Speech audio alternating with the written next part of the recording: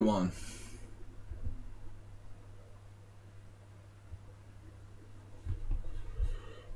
Hello. I have this mini panda. Am I strange? For the mini panda. Hello, I am mini panda. Speak with an Eastern European accent. Yes. I have a deep voice like Schieberspieler. Alright guys. Ready to get started. Seriously now, I'm just joking around. Alright, we sound like a vampire. No. That's just a common misconception. All Americans think. They only read, like, Dracula. Everyone from Romania and Hungary is a vampire. Alright guys, ready to get started. I was checking out Streamer's Mega Battle here, speaking of vampires. And I just joined the Tranquilizer stream battle for Sunday. The chess guy, who has rated our stream many times, has joined with the team. So hopefully we'll have a new team to beat down for Sunday. Schieberspieler was the first one. His last team battle for a long time. You guys have some tissues? I'm kind of sad. Might be. Schieberspieler said, I need to overact more to make the stream more entertaining. Just keep you guys interested. But seriously, Schieberspieler said it'll be last stream battle for a long time. And I want to keep the streams fun and interactive. We've got game analysis tonight, which is special for me. I love analyzing warm beer. Oh, vampire. I thought you were saying warm beer. Warm beer. I've got cold beer, ice cold beer. Like at the baseball game. Schieberspieler, you can send one in. Send one in.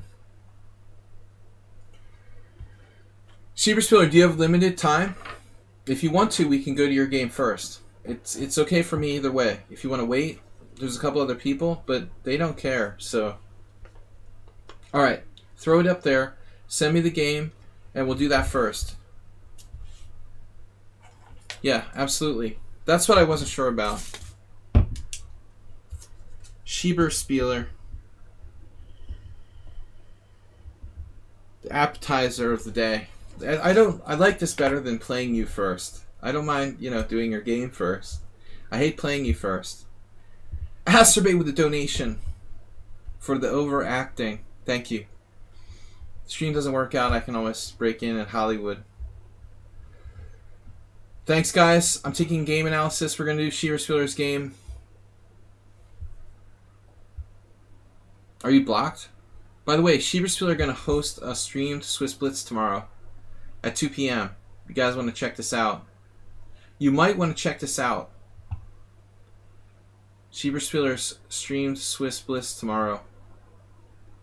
Did I get that link? Here. Copy. This is Schieberspieler's tournament for tomorrow after my stream finishes. He's going to be streaming. Warnocky, welcome.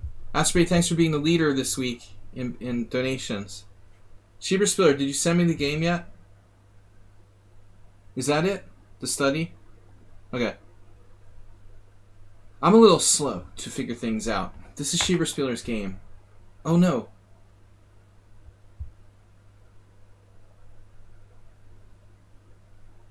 Wait. There's a guy in Tranquilizer's team named Kish Bela as well? Or is it my imagination? That's a different Bela?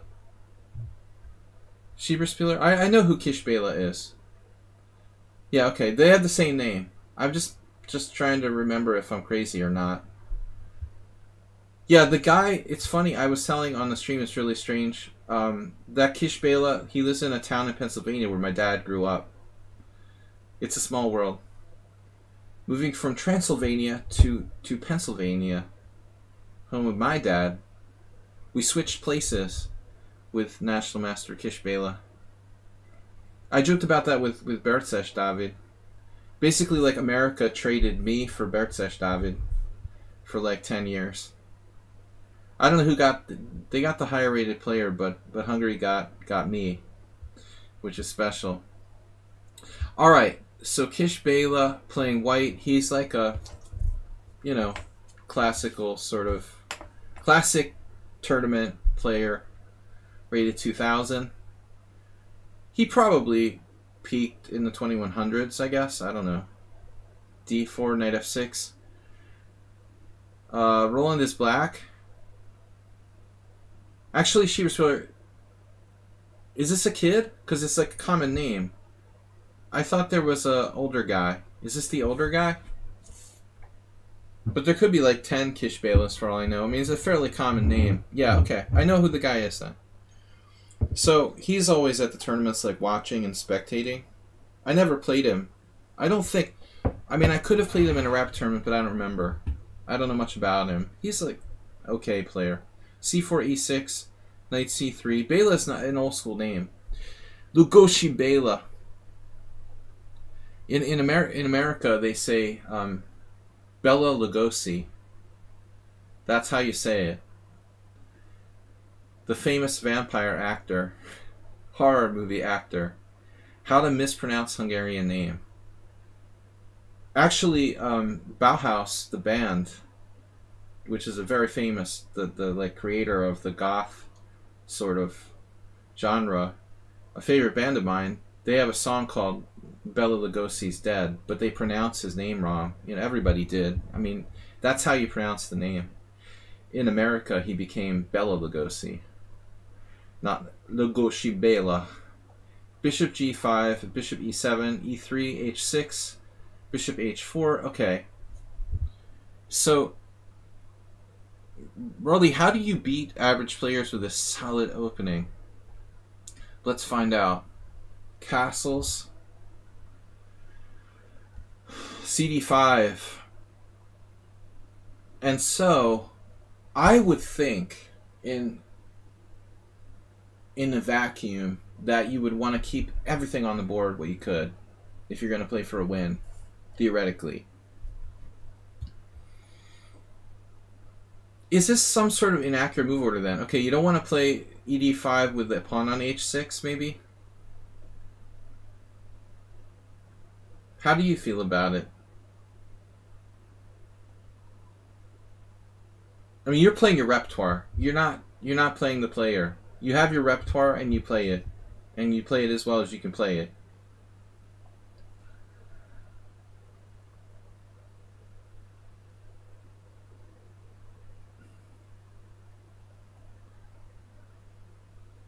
C takes d5 Zsigmond. Moritz Zsigmond. Yeah, that's even older. Nobody's named Zsigmond. Except for a very strong Finnish poker player. Called himself Zsigmond. But, no, C takes d5, knight takes d5. This is his rep. Schieberspieler just plays correctly. There was a game where Capablanca did like this, in a similar position. Capablanca famously played that against Aliakin and lost, I think. The position was like knight f3, knight d7 already in, or something like that. Slightly different.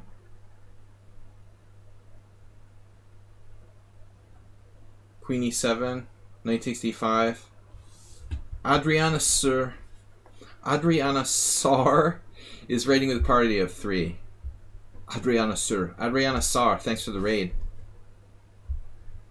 Raiding with a party of 3. We have a table of 3 in the back. Knight takes d5. Adriana Sar.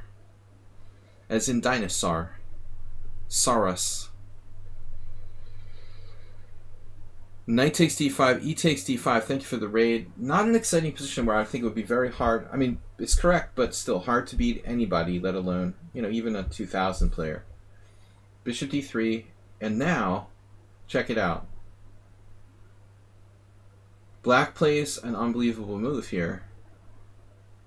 This is Schieberspieler's game against the 2000 player. from a while ago, I guess. When was this game played, Schieberspieler? How does a viewer get in-depth analysis? You submit a game to me. Just send me a message. Send me a link to the game in a private message here. Or you can just give it to someone on the stream. They can send it to me.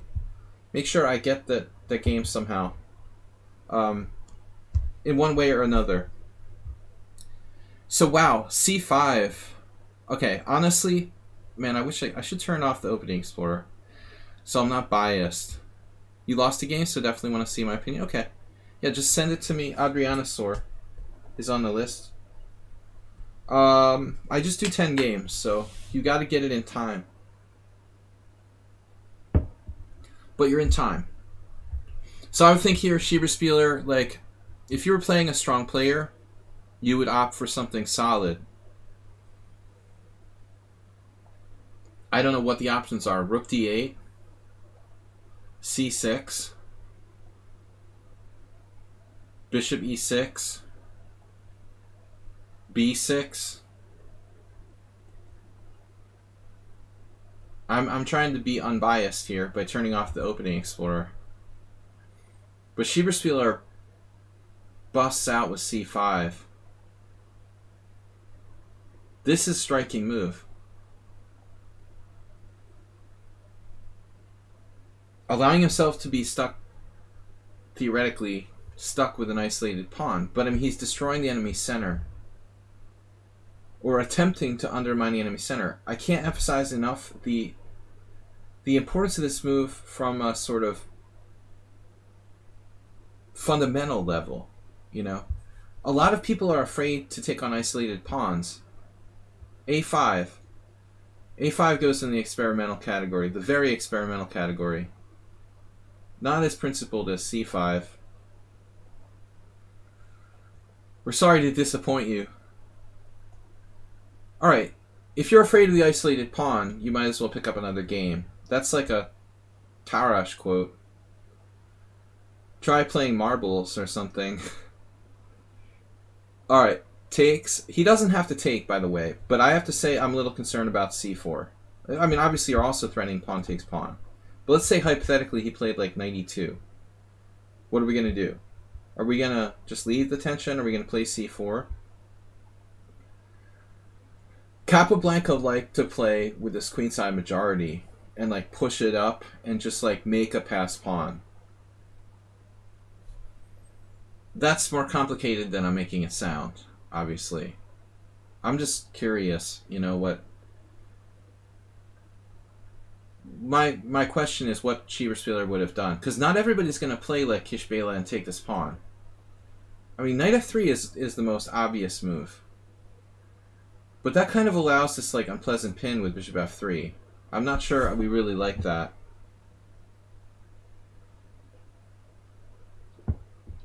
So, structurally, this is his safest move. Now, Schieberspieler is going to turn into Rudolf Spielmann after watching our last stream. There it is. Bang. You know, it only occurred to me, like, literally, I didn't look at the moves, Schieberspieler, in the last moment. I was sure you were going to play queen takes c5 at first. Then I started to think, maybe knight d7. That's funny. So this is in the spirit of the Rudolf Spielmann games we looked at the other day. Just when you think it's safe to come out of the water, oh, I'll just take with the queen. I mean, that's actually playable. White is probably not really much better here, I think, after queen c5. Adrianosaurus Rex. Okay, I figured it out. Not surprising. Thank you for the game submission. So c5 here, I mean, you could safely take, you know, but I guess after rook c1, he's dropping that a pawn. You could also try something fancy like this. The problem is he could try to hold on to the pawn. I'm not really sure. But this is definitely not what White had in mind. Welcome to a new world. So much for the isolated pawn theory.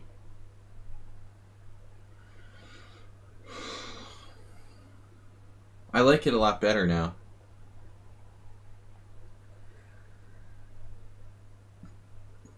Oh my god. So now you just take on e3, and he's the one with the bad structure. Or no structure. Damn. Let's say he just missed d4. Should he try to blockade the position somehow? Speaking of Rudolf Spielman, what happens if e4? What if he tries to keep it? What if he tries to keep it locked up? Are we going to go psychopathic here with f5? And just try to blow him away? Or do you have something more reserved in mind? You like some sort of slower build-up? I guess if white likes life and likes not losing in 20 moves, he might want to consider this move. I'm not sure. 10k cheers, holy moly. 10k cheer?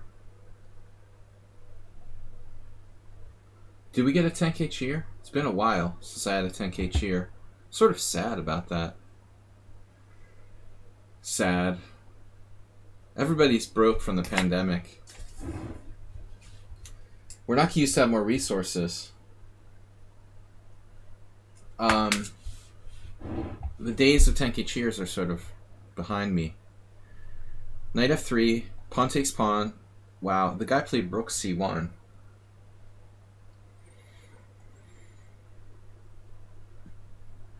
Always calculate the forcing moves first. So we've got to look at e2. Unfortunately, e2 doesn't seem to do anything.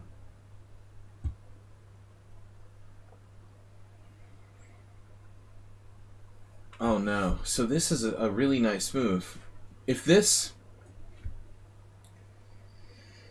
Black is better, but it may not be that easy to win. The black king is safer than the white king. Definitely you're better. But I suppose it's not that easy for black to like win this position. Most likely. He can get his rook in the game. He's still not down any material. So Schieberspieler found a subtle improvement. Rook e8, geared at stopping him from castling.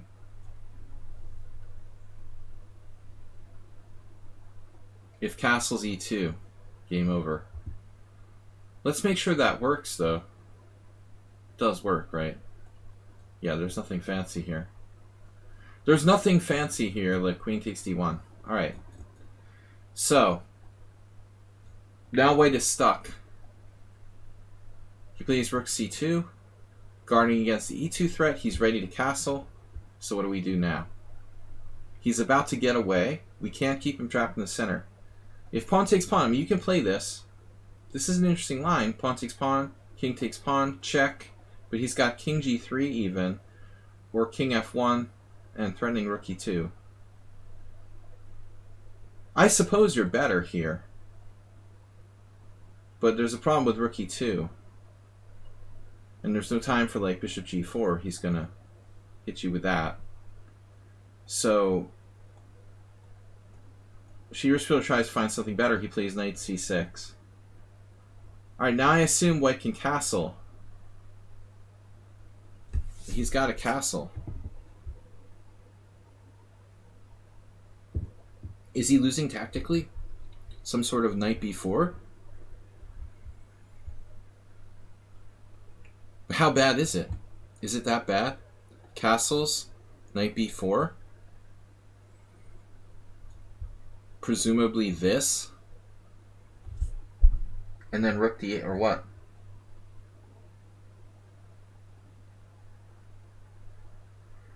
Queen c5 and you're a pawn up.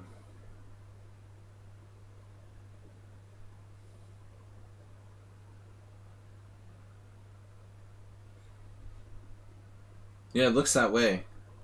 A pawn up, and you're probably going to garner his bishop as well. Well, it's his salary. It's looking bad, but that's probably his most logical try.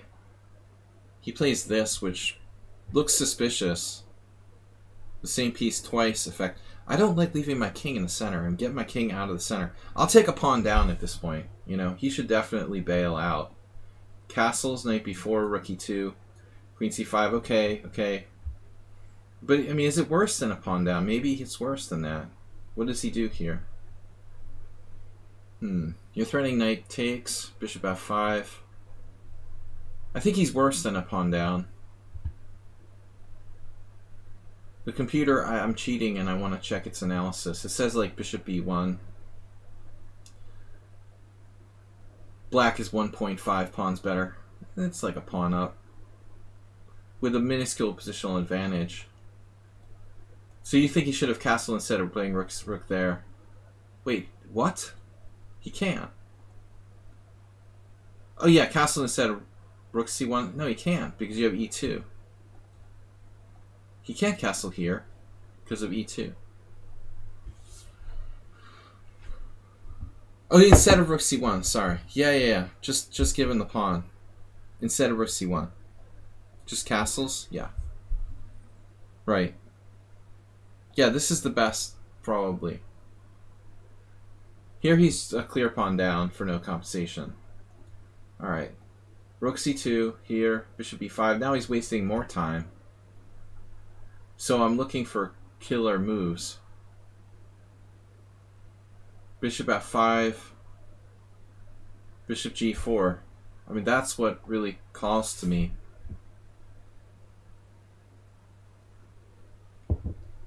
Welcome everybody to the stream. We're doing game analysis with subscribers. I've got, by the way, 5 games so far. 6. Ibadis, Antoni, Princess Chess, Asterbait, Schieberspieler, and Adriana Sor. I mean, if anybody's been overlooked, which is very possible, let me know. Bang. Active development. This is Schieberspieler Spielman style. Schieberspielman. Bishop g4, bishop takes c6, the romantic Schieberspieler. Bishop takes c6, b takes c6. White wants to trade queens, I would think. Can we play queen d6 or something crazy?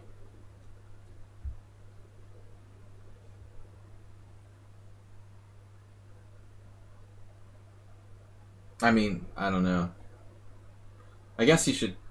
He still can't castle because of e2. Yeah, it's a disaster for white. Rook, what's he going to do? He's basically paralyzed. So was this any better? Or is that just another weak pawn?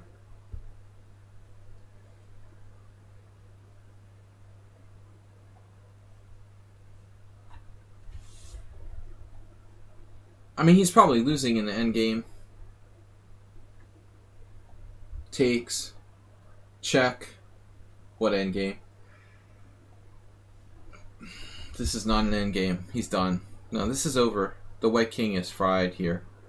Pawn takes and like all sorts of threats all over the place. Queen g5 check. He's paralyzed. You have rook e6, bringing the other rook over. I don't need to calculate exact variations. There's no way the white king is going to survive here. Queen d4 guards the e3 square and hits the bishop.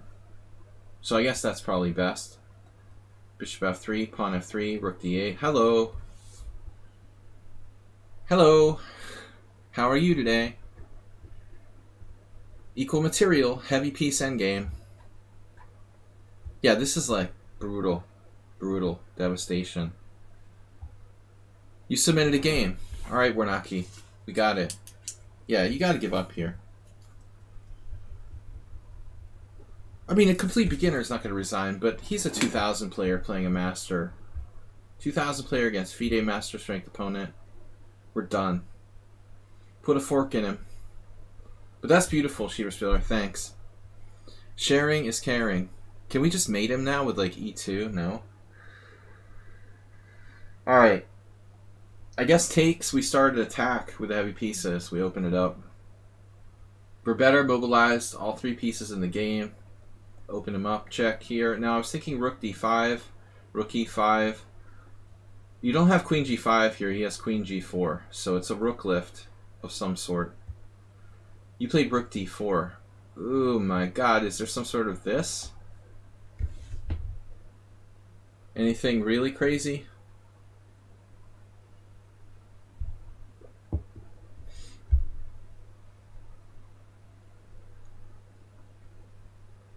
Queen F1 almost like...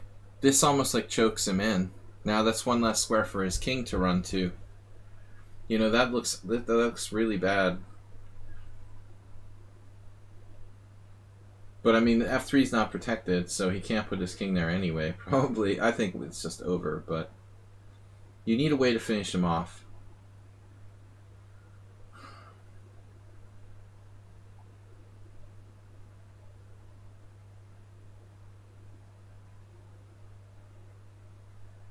Does he have other options? Like Queen C3 or something? A different square? Here?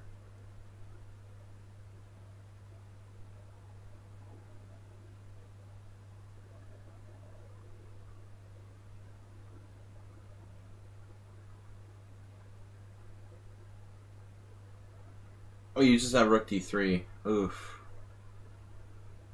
Ouch. Alright, that's bad. So much for Queen... Queen C3 or Queen B3 are out. So this is it. This is it. Queen F1. It's ugly. So for the moment, it looks like he's surviving. All you need to do is get that last piece in the game. Rook E6, Rook G6.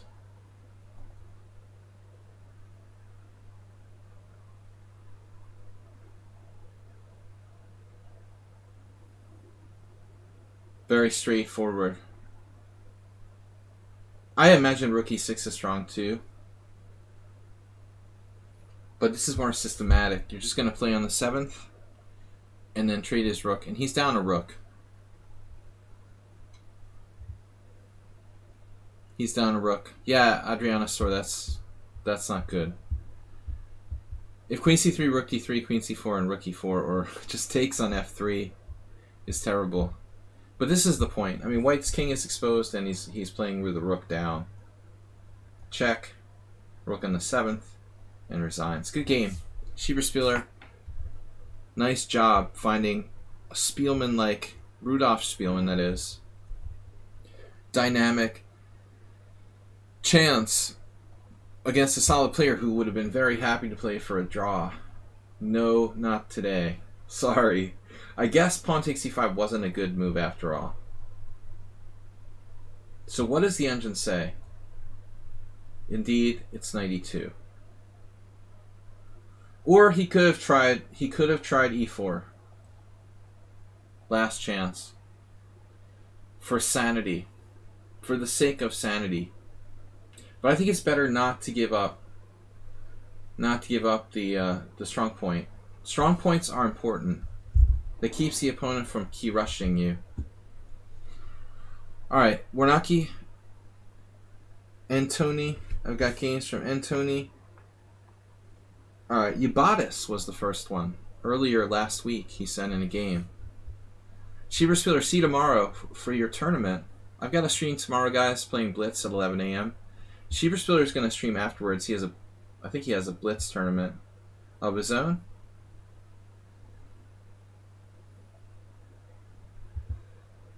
Alright, let me get out of here.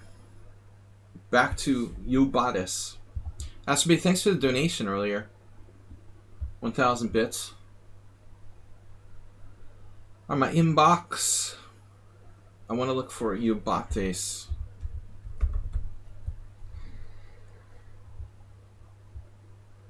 Take a look at this game. That's not right.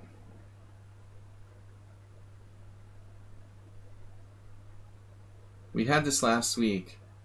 Since you said I don't submit very many games with perfection, here is a sub 20 Sen Pawn Lost game for the stream Thursday.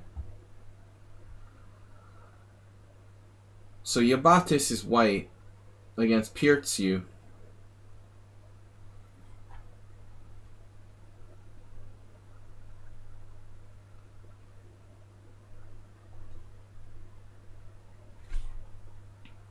Guys, welcome to the stream. Chess Kudo, I didn't welcome earlier. Chess Kudo and Cockatiri. The cockatrice. Chicken monster. If I remember my mythology correctly. Giant chicken monster. Chicken-headed monster. Is a cockatrice like a chicken-headed lion or something? Knight c3.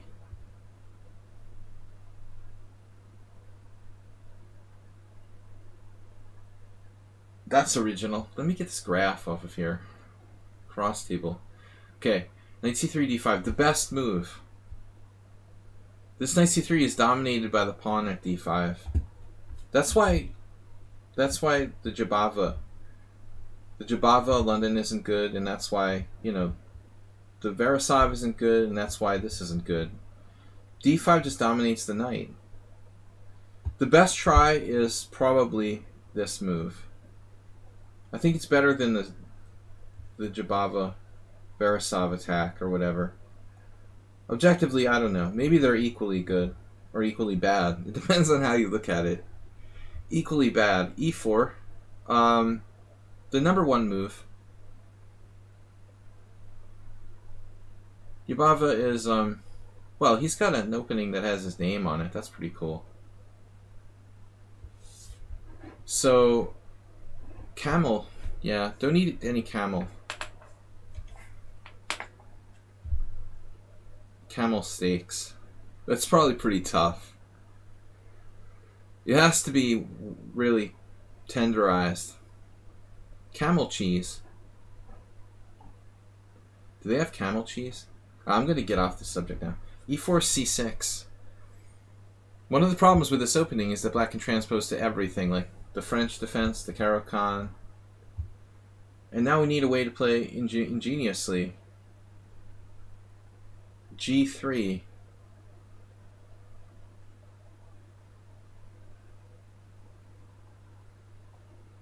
Actually, Miro, one of the other subscribers to the stream, I saw a game he played in this line. His opponent played knight f6. No, he played knight f6, his opponent played bishop g2, and Miro did, like, I guess, takes? Does that seem right? Take, take, take, take, and, like, knight d7?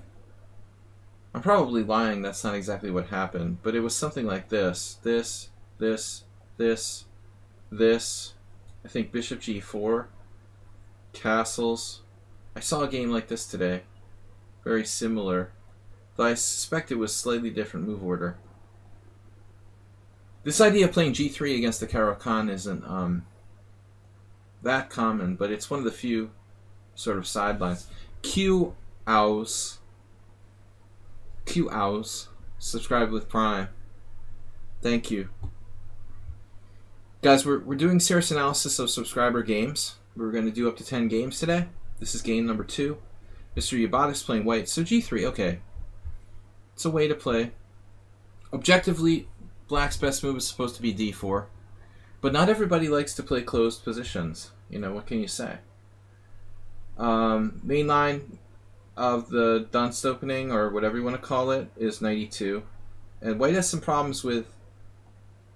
Hello. Everybody wants to go through e2, but we can't all use that square at the same time. This is the topic of coordination, you know, and coordination is important. I mean, it's one of the most, I think, misunderstood and difficult to really perceive, let's say, concepts. You can say coordination, I mean, to actually understand how it works in games. Your pieces tripping over each other. White has less space because of d4, and now the pieces are confined in a small area. If white could just exchange like one piece off, he'd have a lot more room for them to not get in each other's way. That's the problem with the Veresov, or whatever this is, the Dunst opening. Anyway, g3, this is not as testing. c6 is not as testing. I mean, I understand if you play the Caro-Kann. White's opening is slightly dubious, and the only way to take advantage of it is this, or maybe takes, But I don't think d takes e is quite as good as d4. D takes e lets white have a little more freedom. This is probably equal. The computer will say that black is better here. Is black truly better? Maybe, but it takes a lot of skill to play with a space advantage. And that's why it's okay to play this kind of thing. White is taking the risk. It takes a very, very strong player to exploit space advantage. So c6, Caro-Kann, g3, d4 now. And this doesn't make sense to me. You had a chance to play d4 before. Now you're going to play d4 after you played c6. So this pawn chain is disconnected from this pawn on d4. Like, either you play d4 now, and then you can support it with your pawns, you know, consistently on like e5 and d4, or you play c6 and you play with this sort of structure. But you don't do both. Like, black's trying to do both now. d4. Mr. Coffee just subscribed. And Tony, welcome. Your game is up. Your game is up next. Alright. So, I mean, it's not a big deal. It's not like black is lost or something. But I'm just trying to prove a point. Like, it doesn't make sense to play with a disjointed pawn structure. If he wanted to play d4, he should have played it right away. Then he could play c5 in like one move and support it. Maybe you could do some weird move like this. I don't think it's that great. Now he plays e5. So black played c6. I don't know how useful that move is. It gets in your way. I mean, your knight's best square is gone now. Is that a good thing? d3. Alright. Black could play bishop b4 check now. Generally a good exchange of bishops for black with the pawn structure on dark squares. White has c3. This particular version doesn't look so good. Black would be forced to give up their strong point on d4. Mr. Coffee.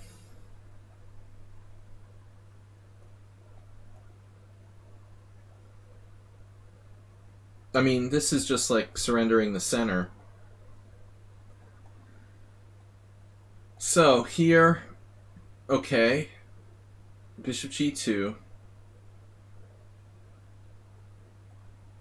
I feel like I've seen this game before, but Yabata says in other games that he submitted where people did similar stuff.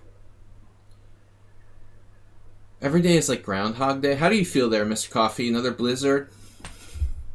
In the mood for another blizzard? What did the groundhog say?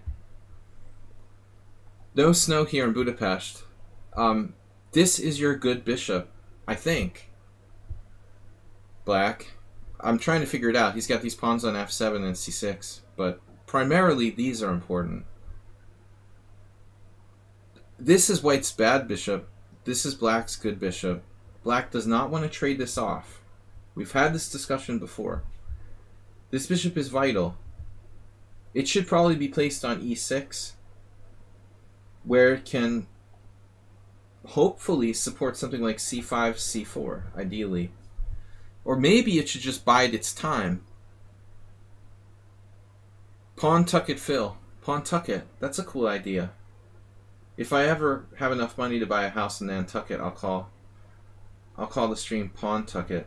If anybody wants to donate like $500,000, I'll make an investment. Bishop g4. Damn. You know, this piece is developed from its original square as well, something that's often underestimated. The queen's bishop is the last piece that needs to develop, typically. The king's bishop needs to get out so he can castle. That's pretty basic. The queen's bishop can wait. So I don't like this move. h3, hey, that's a useful move. And then here, because on e6 it would have been exposed to attack by f4, f5, or f4, knight f3, knight g5. That's a better square, though. But at least he had the sense to save his bishop. He's not like trading it off. It's not that absurd, though. I mean, since he's wasted time anyway. Kia, is a car, right? Kia is a car, is a Soul one of their car models? I hate Kias. They're so ugly.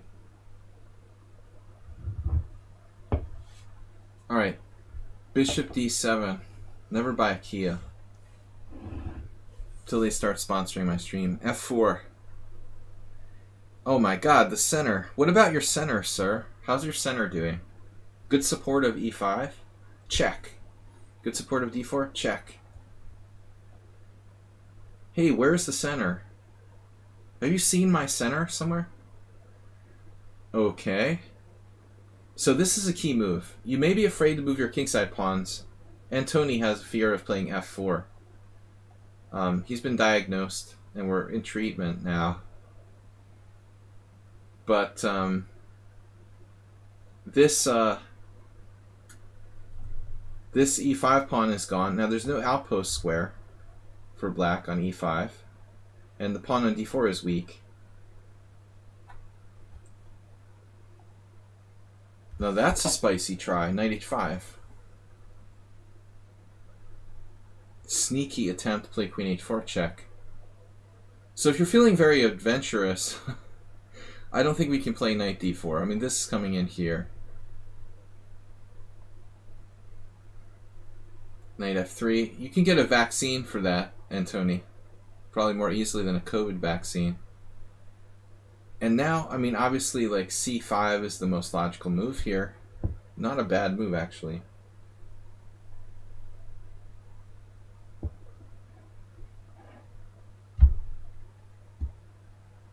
These breaks must be considered for white at some point. If you want to be really nuts, you can do the Joseph Henry Blackburn, which is something like this. This, and this. I was doing some retro games on my stream the last 2 weeks on Wednesdays. Yesterday we did a couple of Rudolf Spielmann games. But there was one game I haven't shown on the stream where Blackburn played black, and he was able to use this idea. I think it was the black side of an e4, e5 position. But I mean, this is a good illustration of the idea of undermining the enemy's center. There's a lot of potential here for white. You have to calculate a lot, though, to make it work. Okay, castle. Now black. Where are we? Oh, he didn't do this, sorry. This is just analysis. Bishop e4 check. Ugh. If Yabatis was in a nice mood, he probably would have played like bishop d2 here. If he was feeling friendly. He has a thing for bishop d2. But I think that helps black. You know, he trades off his bad bishop and then places the pawns on the dark squares. And black is probably okay now. White still has a nice pawn center, but this is supported. And we could try with something like b4, c3. Still, we should probably try. But I like getting rid of the dark square bishop.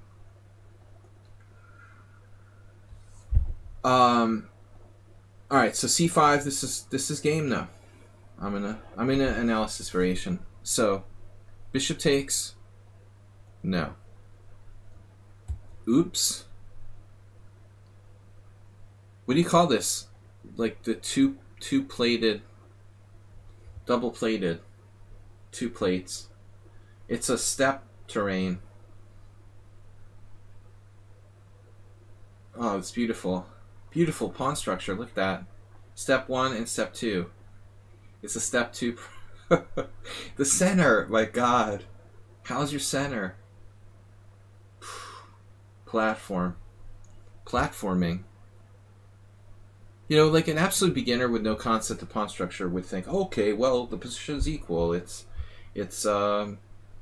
equal pawns, equal knights, equal whatever, minor pieces. Dude, this is devastating. This center is so powerful and fluid. It's a massive positional advantage. Castle. Now, anyone in their right mind, castle's here. Maybe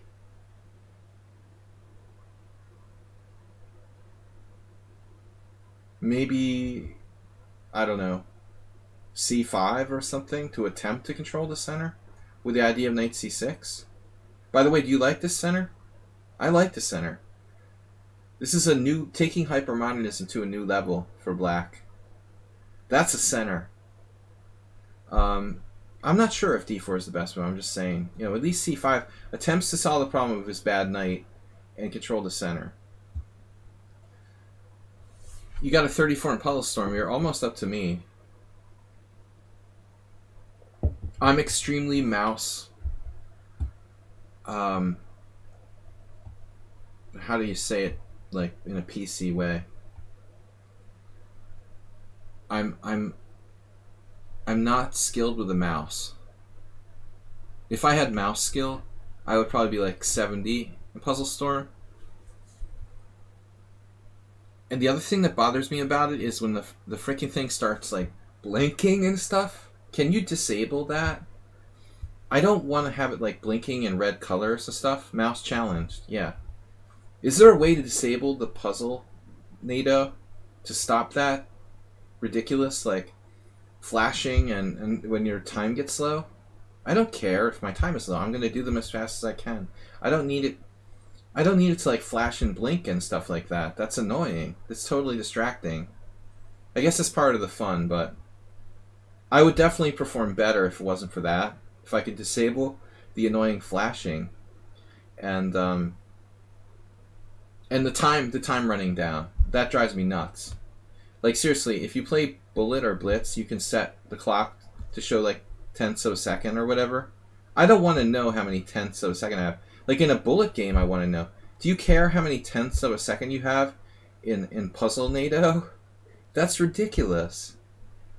All it does is like make people get lower scores by being annoying. Take that away and everybody's score will go up like 5 or 10 points. Seriously. So this is a bad move. Well, the master of principle. He's freeing up d8 for the bishop, I guess. Cozy.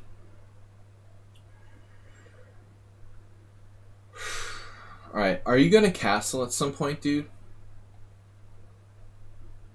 I'm not sure f5 is the only move, but it's certainly tempting.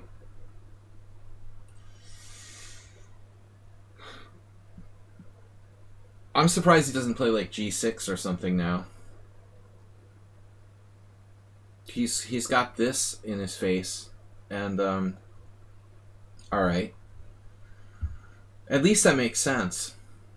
Hypermodernism at its best.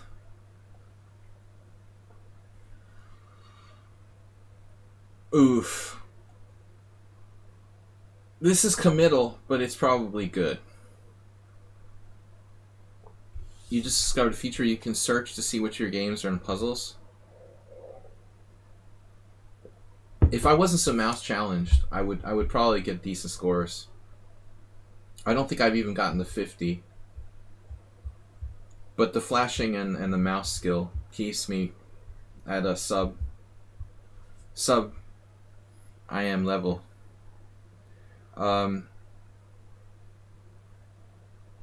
Bishop a3 is a good move, unless he's able to play c5 somehow.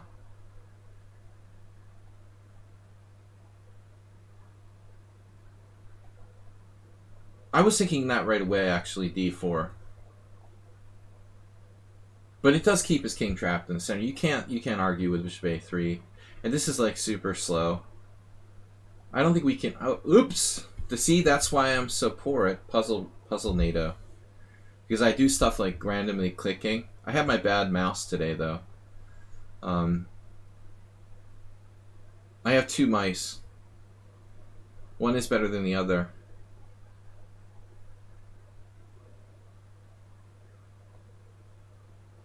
d4, queen b8, and then this. Why not e5? You're hanging the f5 pawn.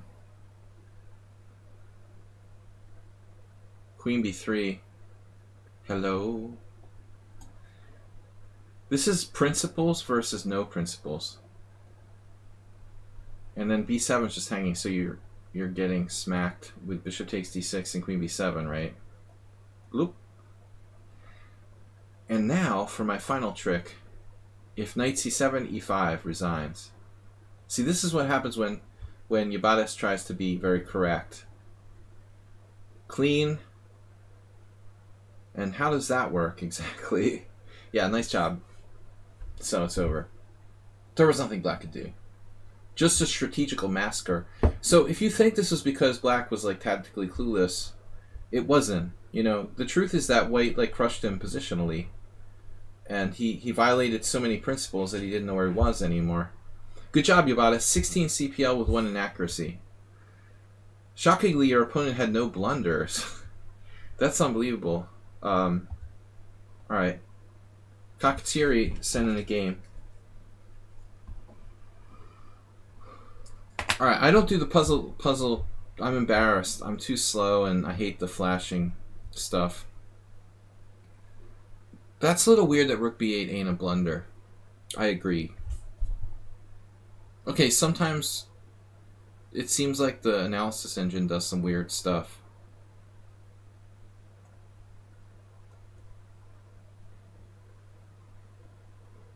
He's going to lose a lot of stuff anyway. Like, let's say castles. Wait, what are we doing?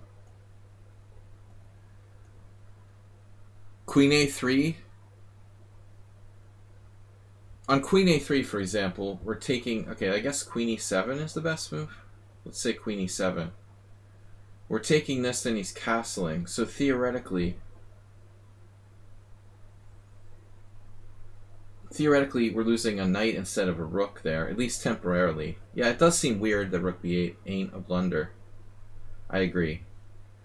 I guess it was like, I've seen enough. Like, I'm not even gonna like criticize black for the last move, whatever. Alright. And Tony's up next with his Grandmaster analysis game. f6 could be a move there. Thank you, Ubatis. Thanks, Astrobay, for the donation today.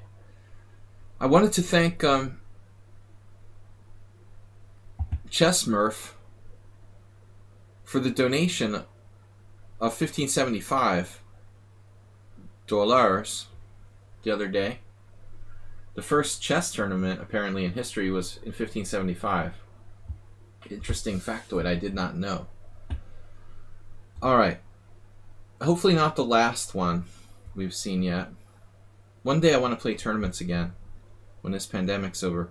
I've chosen not to play during the pandemic. One Hungarian Grandmaster wants me to be playing in a tournament like a week ago. I just am not going to do it. Alright, so we've got Tony, the Zurich Chess Challenge Blitz. Just keep in mind this is Blitz. I should read what you said here. Did you say something? No comment with this game, Antony?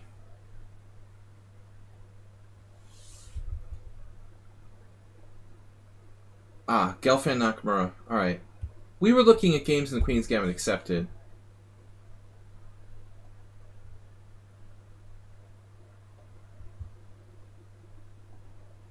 Shame that Schieberspieler wasn't here for the other one we looked at. So, it's Gelfand versus Nakamura.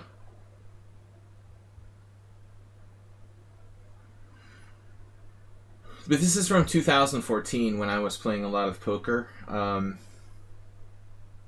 didn't really follow Hikaru's meteoric rise that closely. Honestly, I wasn't that interested in chess back in those days. This was when I was pretty much out of chess, and I didn't follow these tournaments. 2014. It's interesting that Hikaru was playing the Queen's Gambit accepted.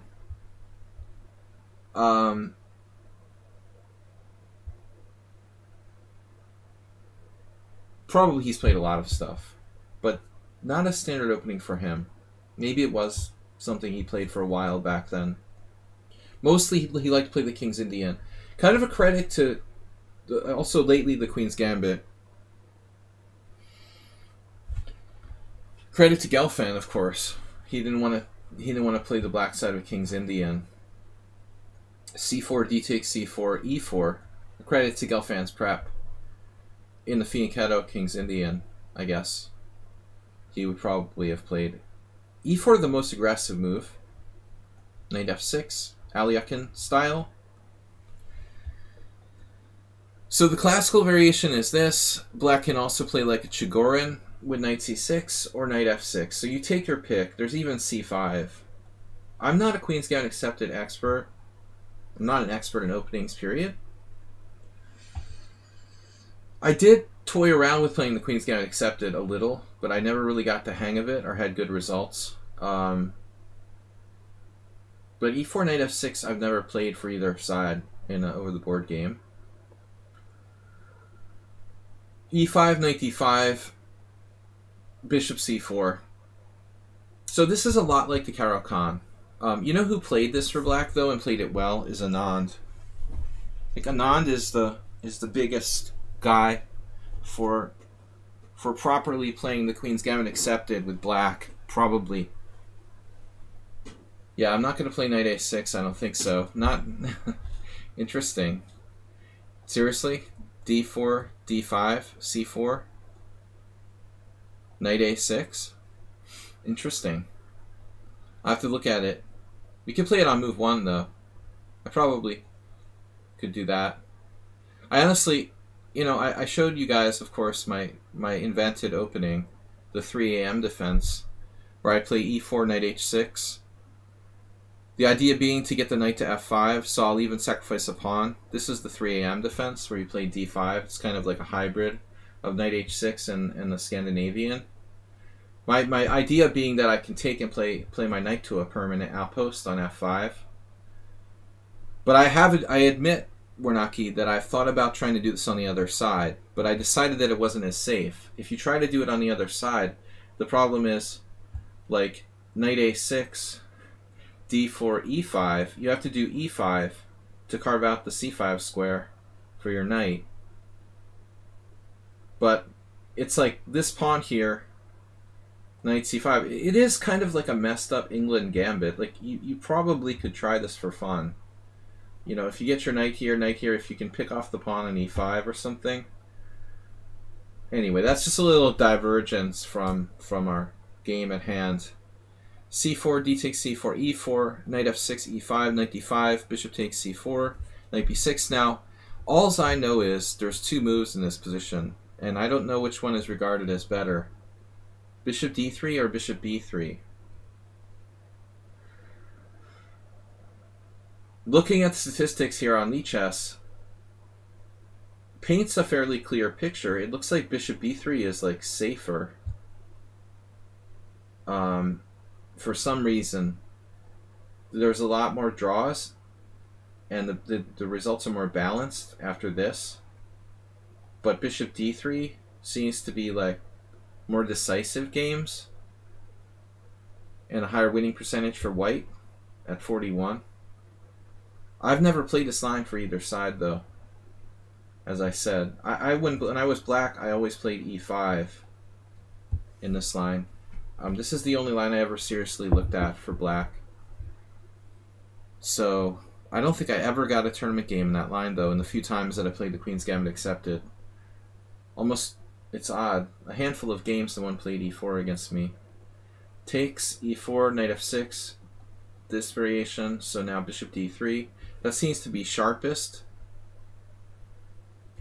3 a.m. defense.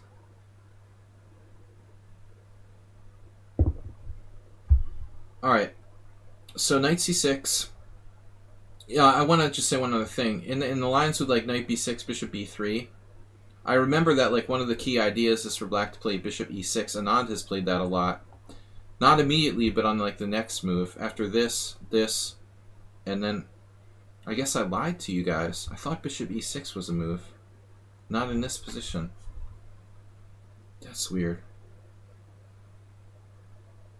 What position is it where black plays bishop e6? Not with the knight on e2, I guess. But I don't understand. What am I thinking of? That's weird. I just don't understand. What am I thinking of? Where is bishop e6 played? Must be in its completely different variation. Odd. Show you what I know. Here, bishop d3. Okay. Now here is... I was pretty sure this was the main move. Again, I've never played it. I mean, this is an aggressive way for white to play. He's taking a risk that this pawn, this backward pawn, will be able to keep protected.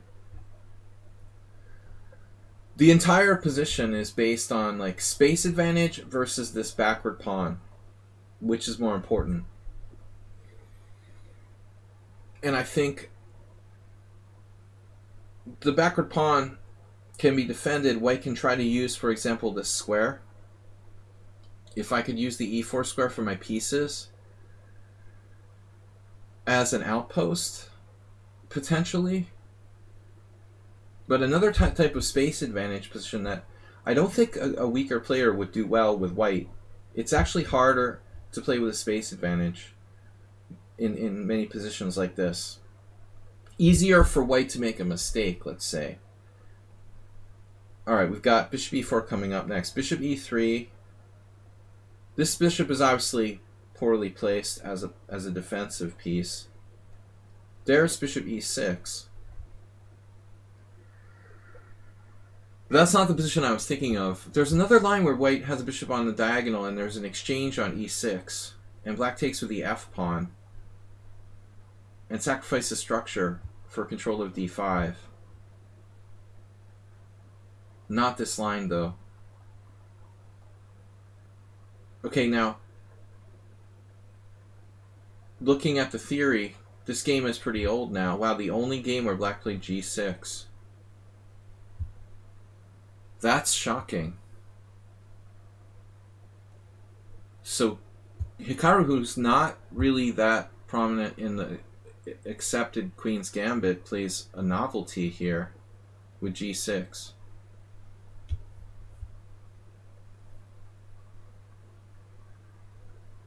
Yeah, I mean, it's like real estate. Real versus unreal. Pedro and Tony should do like an economics class. Durable goods. It's all coming back to me now. So it looks like Hikaru just didn't know the theory and played g6. It's not a stupid move. I mean, you've got to get your bishop defended, developed. It looks like a pretty natural idea. But you can rest assured if there's like 60 games by masters and none of them have played g6, there's something wrong with it. There has to be a reason why that move isn't as good.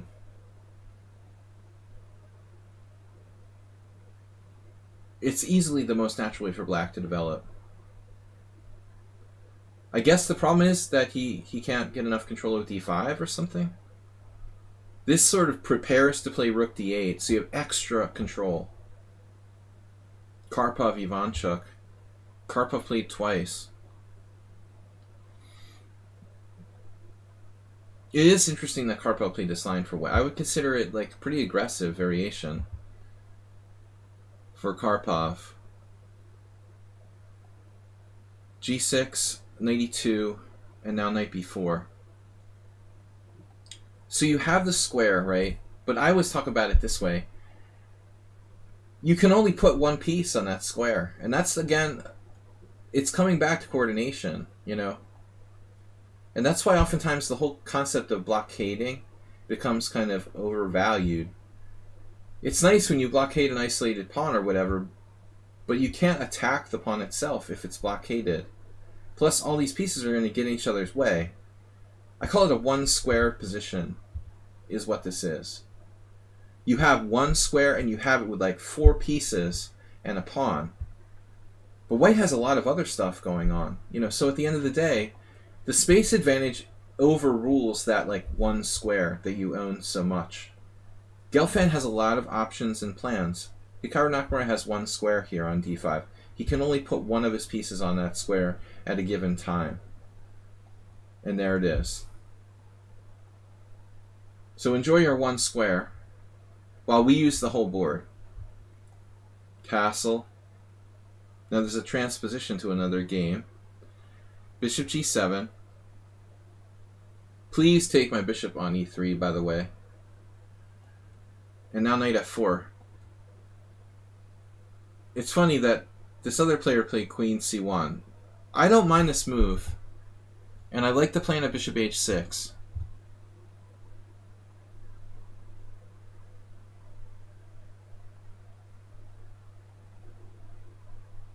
I wonder if there'd be some sort of counterplay against the queen there. Somehow. But it doesn't look like there's time. Maybe black could just take this. And then my queen looks stupid. Probably we just take. As Latko Linčić says, always take. It's easy, just always take. Simple as that. I mean, now the queen looks sort of ridiculous here. I mean, maybe white's still better. b7's hanging. We can play c6 or something. I don't know. I mean, probably white's still better here. The downside of this is that it allows exchanges.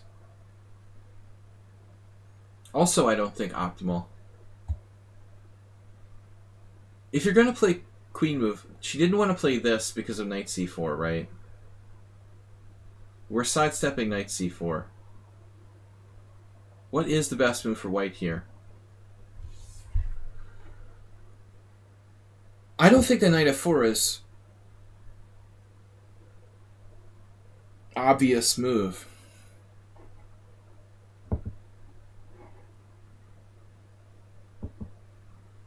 He couldn't find a better move. That's all there is to it. This actually isn't so stupid. I kind of like that. Clear plan. Castles, bishop h6, and we trade off your kingside defender. White is better.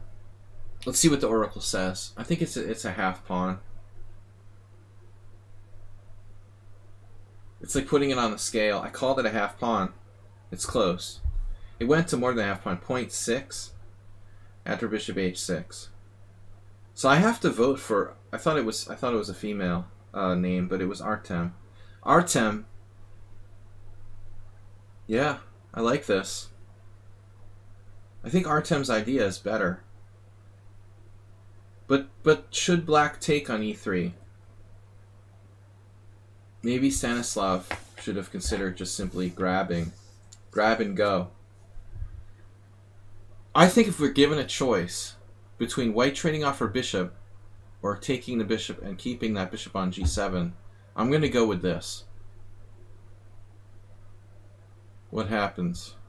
Computer doesn't agree. The engine thinks this is worse. F takes, c6, knight f4, I guess bishop c4. This is what I was looking at. I missed this move though. I expected a rook move. The computer just wants to play this. And the space advantage is very large. And black's two knights.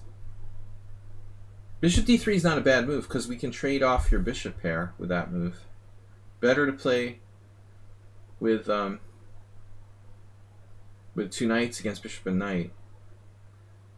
But at the end of the day, the evaluation is actually the same. Bishop takes d3, knight takes d3. Castle. And white is better by 0.6 or something. It's close. I agree though, I don't like this move knight f4.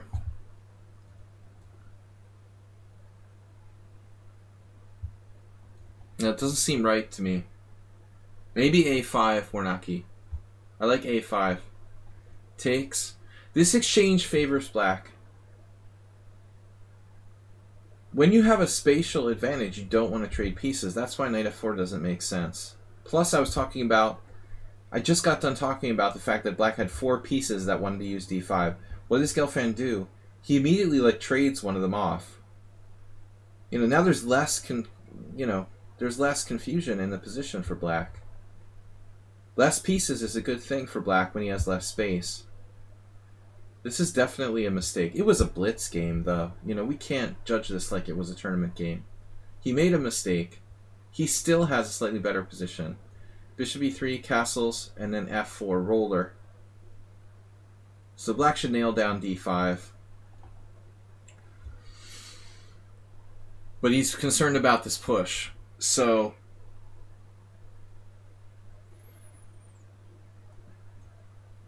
I mean, I guess in this kind of position, we might be worried about f5. I don't know how serious that is with like so many pieces exchanged. But you'd think like black would go for some exchanges here. Though Hikaru's not a fearful player. It looks like he has time to play this, actually. Stopping g4, stopping f5.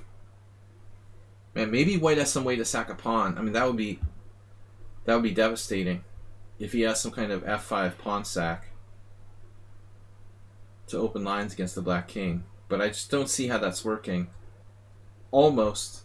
I mean, it looks interesting enough to think about. I mean, this type of position might just be winning, like rook f3 here. Black's on the verge of collapse. I'm not sure. Very dangerous stacking position for white, for example.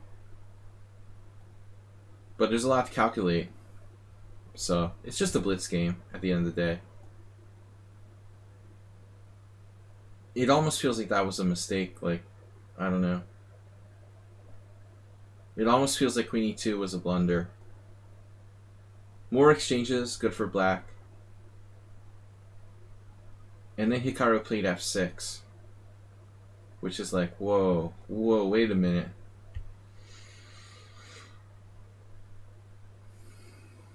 I suspect black is doing fine here. But he has to be careful.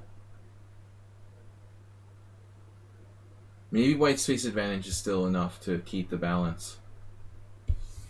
I got another message. Sada Masagana. Alright, we're going to get to as many games as I can. That's probably it for today. F6 creeps me out a little bit. But maybe it's okay. Maybe it is okay. Hikaru's a strong player. I mean, this is a judgment call. There's risk involved. Anytime you're opening this diagonal. But it's probably okay.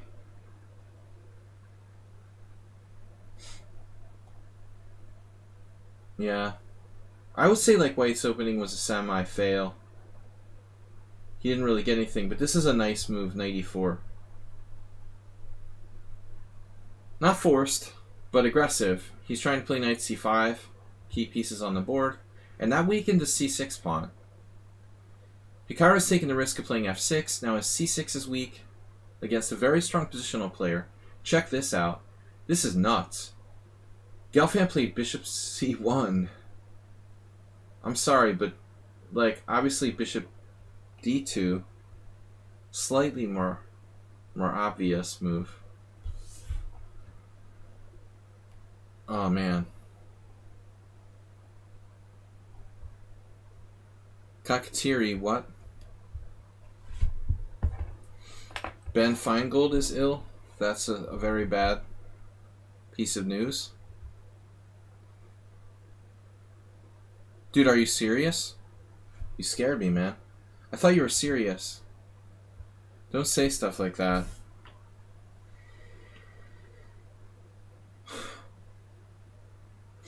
I thought that was a serious comment. Especially now with everybody with the worldwide pandemic. I'm seeing people, don't joke about people getting sick or dying. There's just been too many people passed away in the last months. I'm constantly like doing rest in peace. This chess player, that chess player. He scared me. Ben's not a close friend of mine, but enough people have already died because of COVID, and yeah. Feingold doesn't like f6. Alright. Bishop c1. Rook d8. Is that pawn going to be relevant? What did I say about bishops that are developed from the original square? This is odd, but he's going to probably think about b4 later on.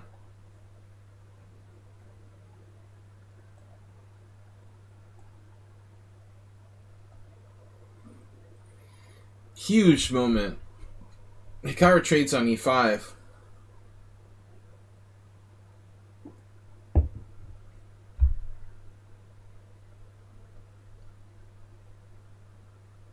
Dangerous. It's a blitz game. But that pawn is a powerhouse. Now we have this.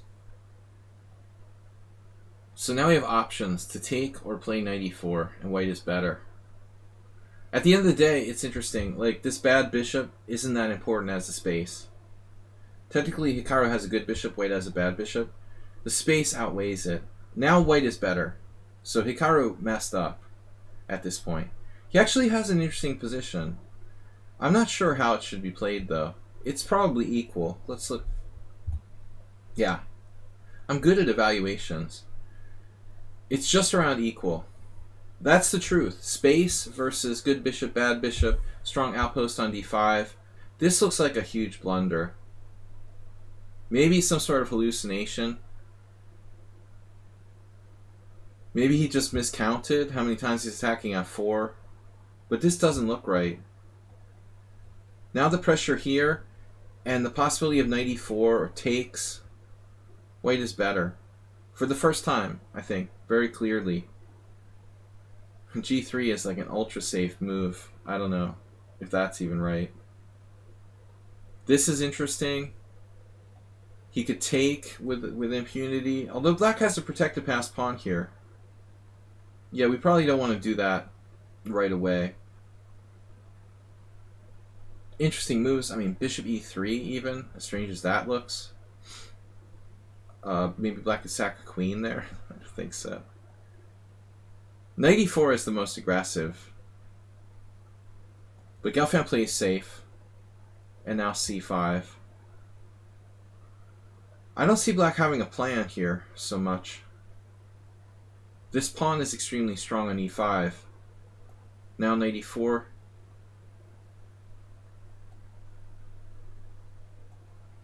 Black has no plan, and then Gelfand goes kingside.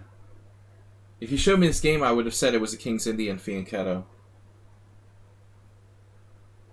If you showed me this position, I definitely would have guessed this was some sort of King's Indian fianchetto where the bishops got traded. h4, h5. He trades rooks and then knight d6. So black has to get rid of that, but there's a fork on f7. If he could play knight f5, he would be okay. There's no time. And now queen g2. I think black's happy to trade queens, try to survive. And now knight f5. And then I guess Naka sort of thought he was okay. Rook d1, something special. But white can just pull back. Interesting. I guess black's probably okay here. But is the problem like you can't play h5 because of knight g5? And it's game over? Like rook e8, rook d1 resigns? Maybe not so simple, but white's definitely better. He'd like to lock his knight in, but he can't because of that. This additional weakness here. Gelfand is a master with pawn structure, though. You can tell by this game. His understanding of pawn structure here was greater than Nakamura. But keep in mind, Hikaru wasn't as strong in 2014. Knight takes h4, king h3, g5, f takes g5, knight g6. Actually, how high? No, maybe Hikaru was max strength in 2014. What was his peak? I guess he had reached around max peak. Knight g6, check, here, here, here, here, here, here. And black is down material.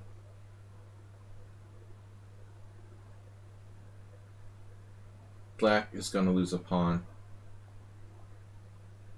Oof. That's awkward.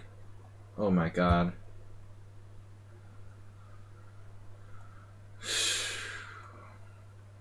And it's over. Alright, man. Yeah, that was a good battle. Not perfectly played.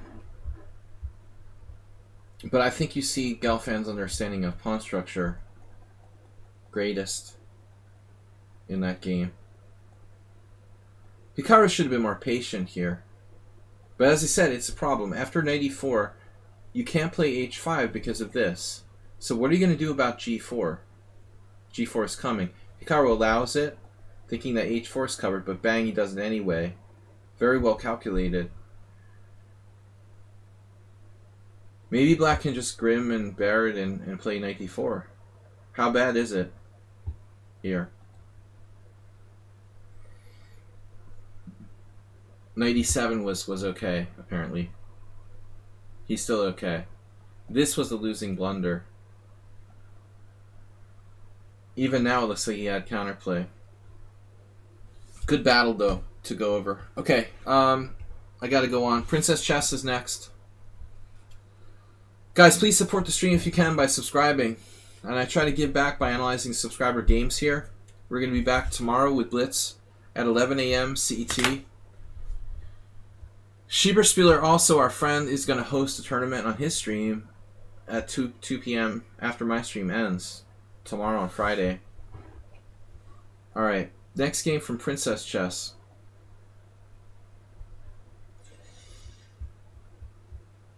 The Woodshed, according to Emery Tate. Alright, the Woodshed it is. We'll see you at the Woodshed.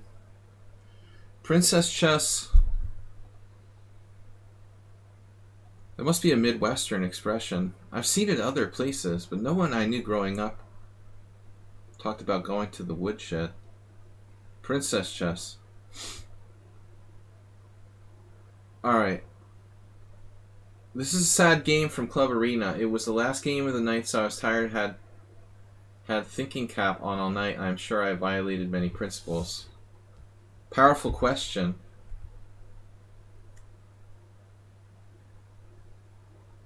Princess Chess is Black against Powerful Question. It looks like Powerful Question has some CP set upon loss going on in this game. He played like Yabatis. Well, I just freaked out. Ubot was caught napping. 11 sent upon loss to 2 inaccuracies. Nice.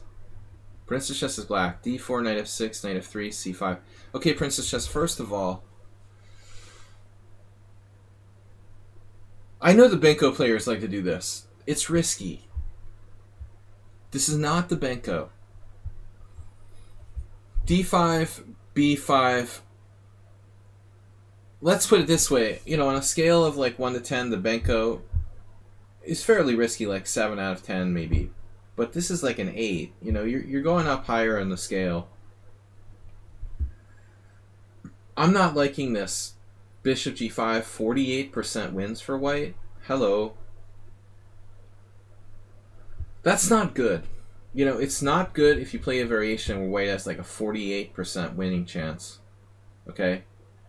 You've gone over the limit. It's insane. That's huge. 48%. This is playing the ready a tempo down. The only good thing is that white can't play f3.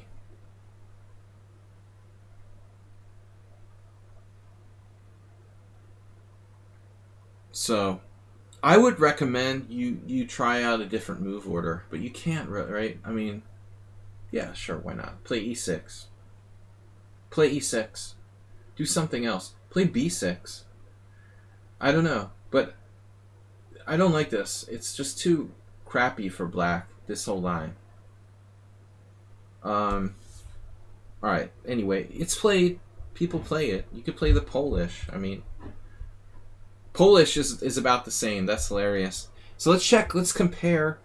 This is a funny exercise. Let's compare the b5 to c5. b5 has 49% wins for white, 19% wins for black in the main line with bishop g5. But c5 with d5, b5, bishop g5, let's just see, 48% to 25. So this is a little better than b5 right away. Slightly better than just going b5 right away. Chess Kuda just subscribed for 4 months. Good to have you back. I have so many subs now, there are no more alerts. No, it's there. It just, for some reason...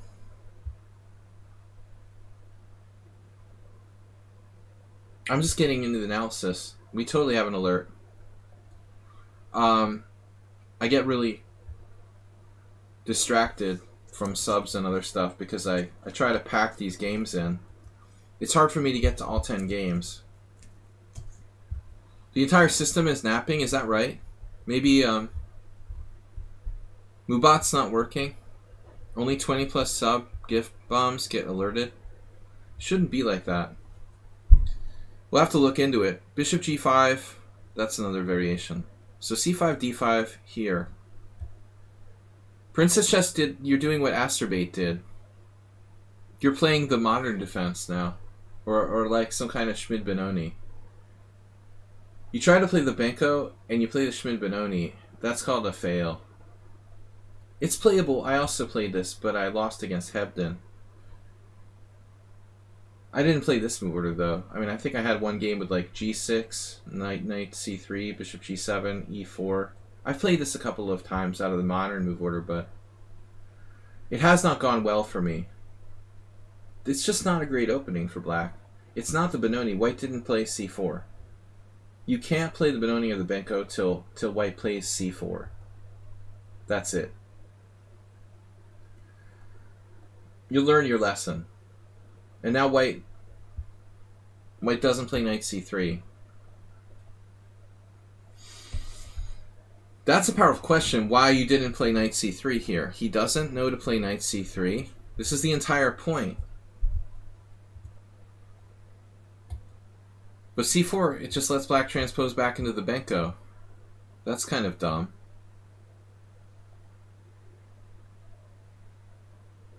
I'm not sure about this exact move order, but I assume it's okay. This guy is serious? What? This guy's 2,000, and he's playing b3 here? That's weird.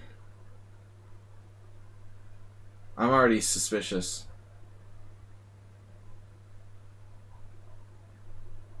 That's like what 1400 players do. That's the standard 1400 move. And not just any 1400s, like 1400s who don't know theory. It's not quite as good as usual, though. In some lines of the Benko, you get your queen out here and you can strafe the diagonal and pick off the rook after you play like e6 or something. You probably should play a Blumenfeld, a modified Blumenfeld, after e6. But the move d6 doesn't really do much for you here. d6 is not a constructive move for black in this kind of Blumenfeld position. It's just a freaking waste of time. So, if you take that pawn move back, you know, I've had a ton of people do stuff like this. I mean, for example, like c4, e6, how would we go? Oh, against the Blumenfeld, for example. Yeah, sure. Knight f3, c5. They do d5, and like when you go b5, they don't have a clue, so they play this. This like almost loses. I've actually, for fun, I've trolled people by doing this. Knight takes d5, pawn takes d5, queen f6. I'm not sure what the final analysis of that is. You just like trap their rook on a1. Maybe this is okay.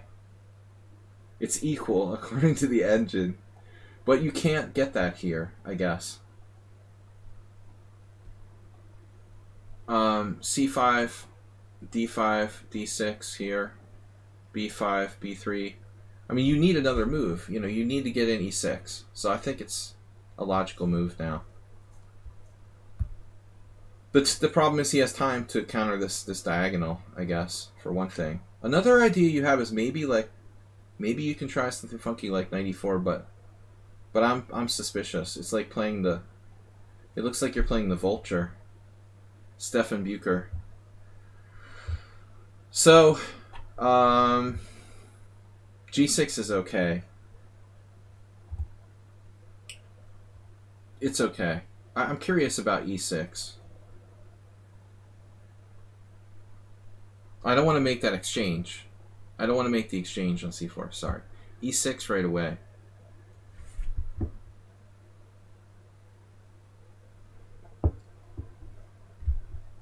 I mean, I guess they can take.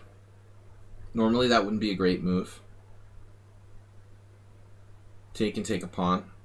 I guess it's a bad Blumenfeld where you played d6 instead of the normal move d5. And b3 is not so bad for white. Alright, so that's not so great. I guess what you did with g6 was okay. But taking doesn't seem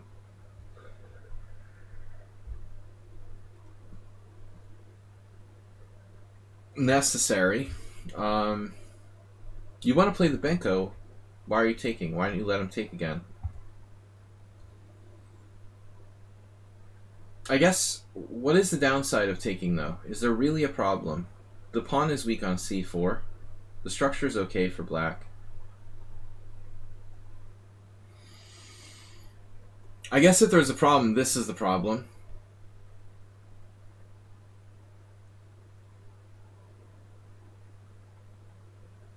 But if we think in terms of pawn structure, rather than like one move, your opponent found the most disgusting move I've ever seen in your life. That's going to be tough to do. Well, maybe you haven't seen that many moves. I've seen some pretty bad ones. Bishop f5. It does stop e4. Appears to stop e4.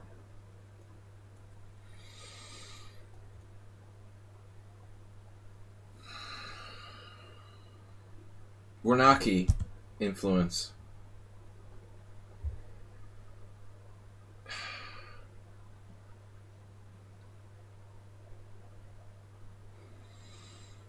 A5 is definitely a no-no. I mean, you don't want to give this square to them forever. But I mean, bishop f5 is artificial. I'm on the fence about b takes c, honestly. You know, I don't know. But I'll live with that. Here, here, here, here. Now, why don't you just castle? I guess he's going to play e4. But you still have a good game. I'll accept this answer. White can play knight d2 maybe and then push e4 later. Like a Benoni. But you've got to think what to do here. I mean, castle seems pretty basic. I think bishop f5 is artificial. This is horrible. a5 is horrible. You're fixated on attacking his rook when you should be developing your pieces. Knight d2 is a good move, supporting e4, and white's just got the center, solid center. So you're in this very narrow rabbit hole here, where our goal is to attack rooks. Maybe it's not that bad. I guess rook b5. He played rook a3, which is weird, but I would not play rook a3. I'm not putting my rook on a3. I mean, probably this is the move. And if bishop d7, we go home. Far more natural.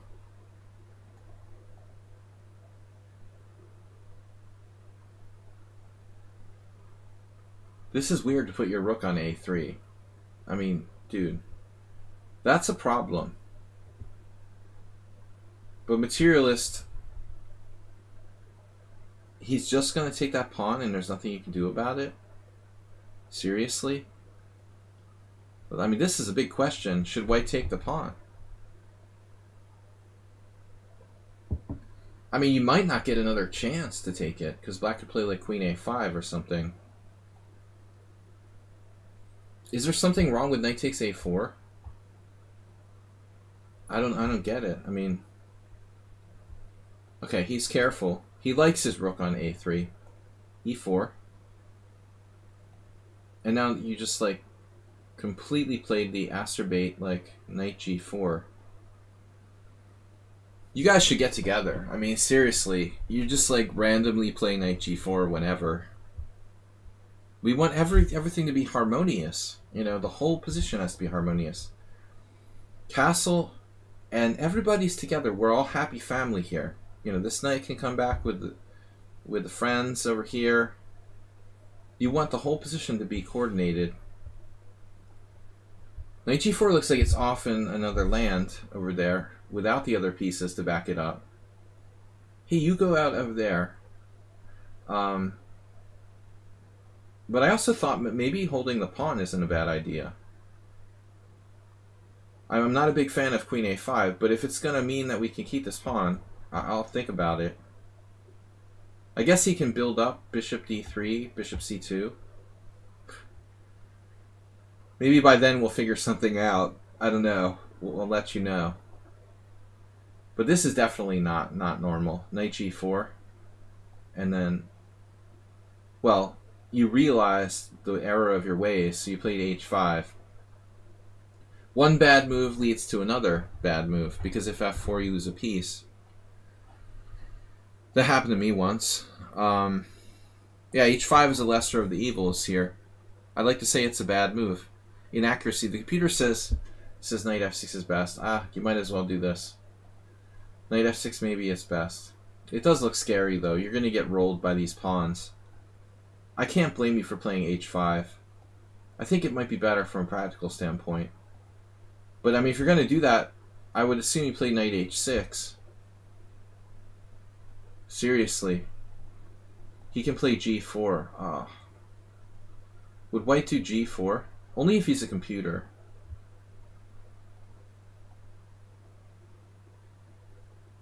That's a problem. Did you see that, Princess Chess? Did you see g4 and regard it as a problem? Maybe it's not that bad. Like, take f6 with the idea of knight f7. It looks really strange, but it's possible you're not completely lost. At the end of the day, it didn't really do anything. You're getting rolled anyway. So now I guess last chance is like h4. Go for it. Coffee house style. Yeah, I mean, wow. He's giving up his bishop. And now f5. That's a nice move to have. So where was this tournament? Where was this game played? f5. Nice move. Is that engine? It's engine. I'm paranoid. For a good reason. Is rook a3 engine?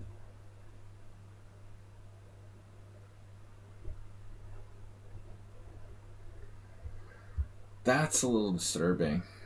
I mean, honestly. I don't like that he's playing rook a3 here, and that's the engine suggestion. I wouldn't play that move. It's very unnatural. Let's just say that. I would look through the guy's other games to see if he looks like an engine. Because those moves look... Okay, f5 you can find, but rook a3 is super weird. My paranoid sense is there a little bit, wondering. Black did not play well.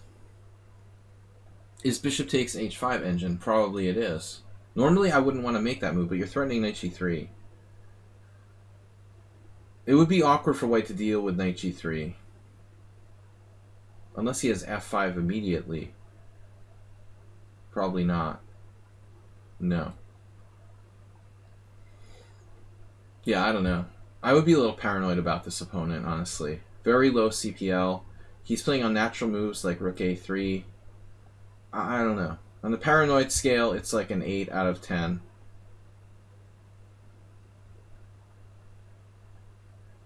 But he wouldn't be 2000 if he was busting the computer on everybody, so...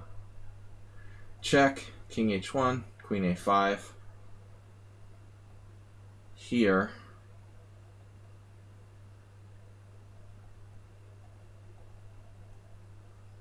Okay, you've got a little bit of counterplay. Objectively, you're lost.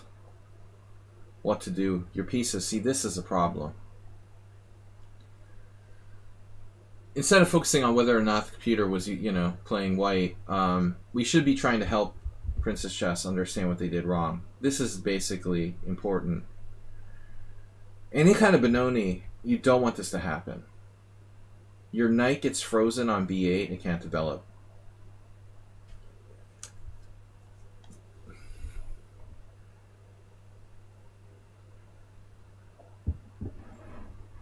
But the rook a3 move, yeah, that's a weird move. Definitely. Queen a5, knight e2. White just demolished you. Very, very nice coordination.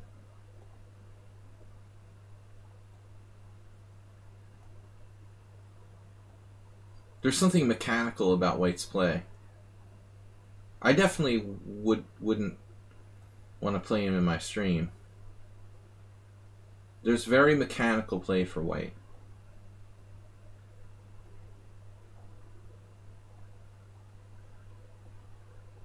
But apparently he made 2 inaccuracies.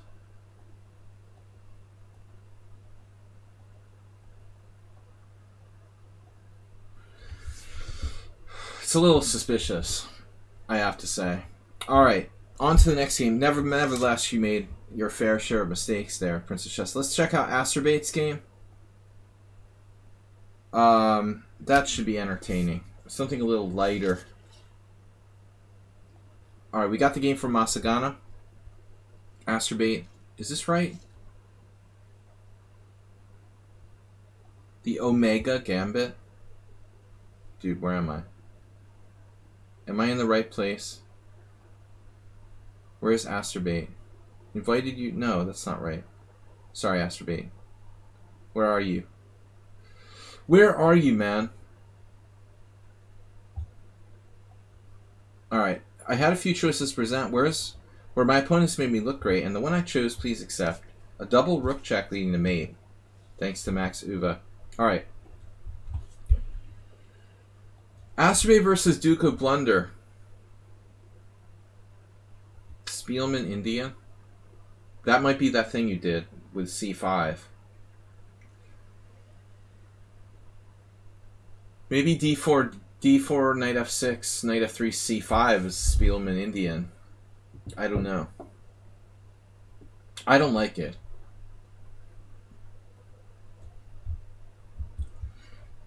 We try to tell Astrobait not to play knight f3, to play d4. When you have the opportunity to establish the ideal pawn center, you should really play for that. But this is Astrobait's pet variation. Now d5. Astrobait playing like a true 19th century attacker with the exchange variation. Not for the faint of heart. In the spirit of the great Joseph Henry Blackburn, that was the way to play back in the day. People were frustrated. They wanted to attack 100 plus years ago. They wanted to attack. Who wants to play some closed position? That's not fun. So we open it up. E takes d5, e takes d5. The problem is the symmetry. It opens the position, but it's totally symmetrical. I mean, one of the keys to playing aggressively is to create imbalance in the position. If you can't create imbalance, it's hard to get an exciting position. So Astrobait just goes straight into like a mainline exchange variation. It's going to be hard to get a dynamic game here. Knight f6. And now, the move of the year. Bishop e3.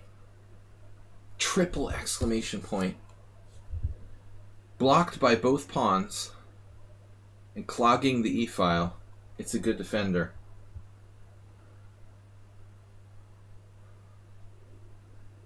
The Astrobait variation. No games for white. The best thing about this move is that it doesn't lose by force. I like it. C6. So this is against Duke of Blunder 1627. C6 doesn't make tons of sense to me, but I guess he wants to maybe attack your B2 pawn. That would be my guess. Trying to figure out people's, you know, plans is my specialty. I always try to think of what the opponent's trying to do. Also in poker. But C4. I'm more of a defensive player, honestly. More skilled in defense than attack. So I try to anticipate what people are going to do. But Astrobate, seriously, I mean, C4 here. You've got this weakness on this diagonal. He just played C6. So he goes check, you play knight C3, he pins you with knight E4. Or he imposes more threats with knight E4. I guess you can play rook C1. You might be able to support that. This is really a little weird. Seriously, if you want to play C4, you should just play C4 in the early going. Why don't you just play like C4 right away and do like a double exchange type of line? You could really open up the position. The more traditional way to do it, though, I guess, is what? Like here. D4, D5, pawn takes pawn, and C4. This move, bishop E3, doesn't really contribute. Alright, let's see how bad it is. Bishop E3, C6. The ortho schnapp.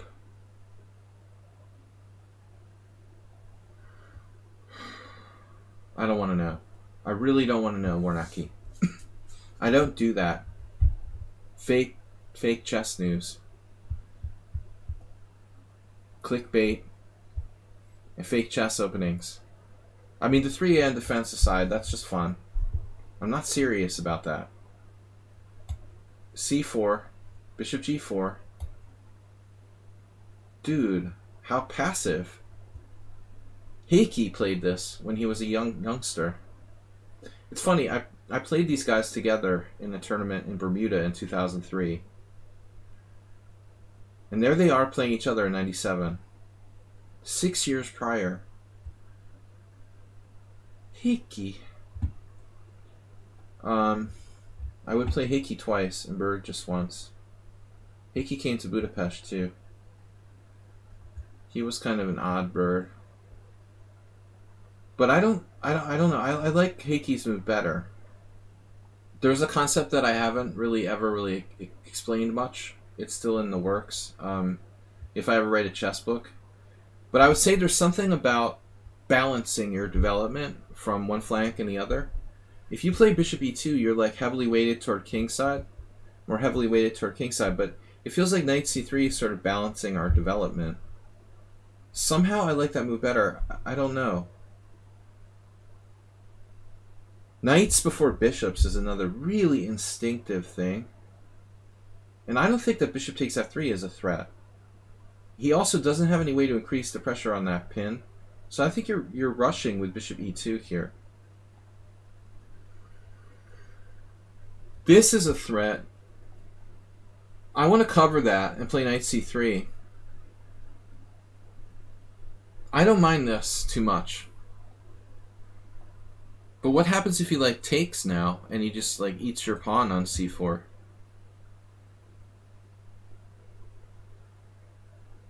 You might be okay here, but I don't love it. Your bishop is overloaded. You're like trying to protect f3 and c4 at the same time.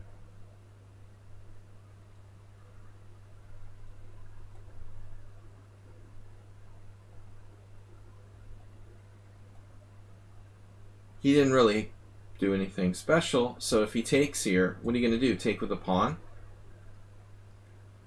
You may need to take with a pawn. Blackburn style. Then queen c2 and castle queen side. Put your king on h1 maybe. It's not a good pawn structure. Blackburn did that with white, but he didn't play c4. You're like playing all over the place. You're on the king's side, you're on the queen's side. Make up your mind, man. Alright, bishop takes f3, g takes f3. That's analysis variation. Instead, he does what? Knight c3 castle, h3. Alright. Now, Asteroid, what was your intention here if he takes? You're forcing him to take? What are you going to do? Are you going to do this? Like, give him this pawn? Oh, man, I just skipped forward. You see, that's why my Sharknado score is so low. Plus this crappy mouse. My good mouse is downstairs. Alright. Sorry. It's an extra mouse button. I just hit it by accident. A mouse button I don't use. H3. On the side of the mouse. Once in a while I accidentally hit it. Asterbait, what are you going to do? Are you going to take with the pawn here? Where's your king going? Is it safe over there? Is it safe over there? Where's your king safe? And by the way, important point. If you want to put your king on h1 in the future, like here, here, here, put your king on h1, you're probably better off with this pawn on h2.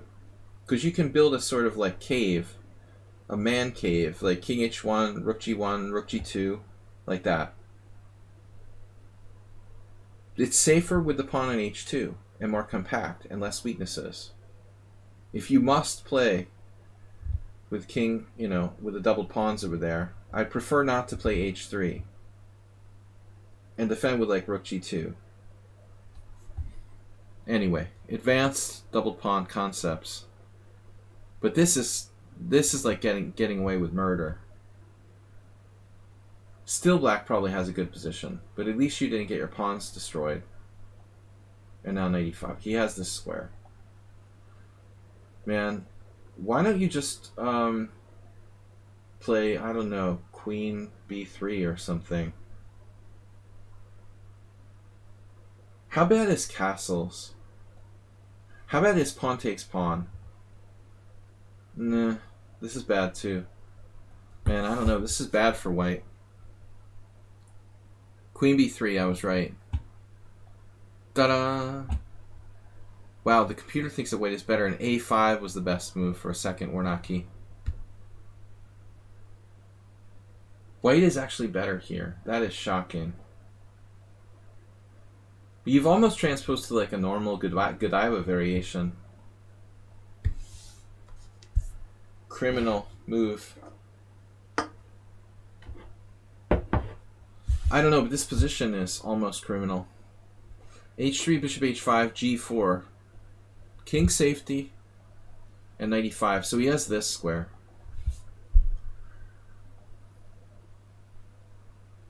He's just Mr. Solid. What should black do? Here? And then f3, right? Maybe it's overrated. Maybe I'm right, I'm wrong. You know, maybe he is right to play knight on bd7. Computer said what? Knight e4 was best. With the c3 square. You probably have to play queen c1 or something. Actually, how do you defend that? You're going to lose the exchange? No, you have knight g6, luckily. What happens here? Bishop a3, knight g6. Bishop c1. Yep. Knight f8, bishop e3. Oops. And you lost what? You don't lose anything there. That's weird. Pawn takes pawn, and you're okay. Amazingly, that works out. Alright, we got game. Knight on bd7, knight g6, f g6. A risky move. I don't like this diagonal.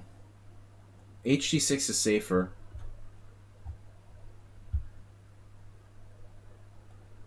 This is like the sort of poker player who just thinks about what cards they have. He's not thinking about prophylaxis. He's only thinking about his cards, you know, on the F file. That queen b3 move was dangerous already, and Acerbate's going to have it even stronger now. where it's going to be not only the bishop and the b7 pawn, but the diagonal b3, g8. This looks like a strong move.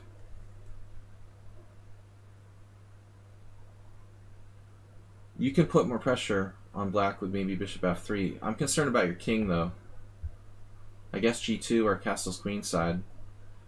So Asterbate just castles. Knight e4. Knight e4? This is just ridiculous. So the position is maximum interesting. White has the bishop pair, but his king side's weakened. It looks like a Slav. And the guy just like randomly plays knight e4. Random move number 1. I didn't like f takes g. H takes is very solid. Good Slav for black here. Really good Slav. And he does this. But this move is crazy, man. Knight e4, takes, weak pawn. Rolling center. 2 bishops. The king is completely safe on g2 now. And the bishop's on b4 for no reason. Just a target. Great game for white. So Asterbate's playing for tricks. But it probably wins. I mean, he's just going to like check and take on b7. The guy just dropped a piece. I mean, never would have saw that coming. He played f takes g. Easy money. Now you take the pawn.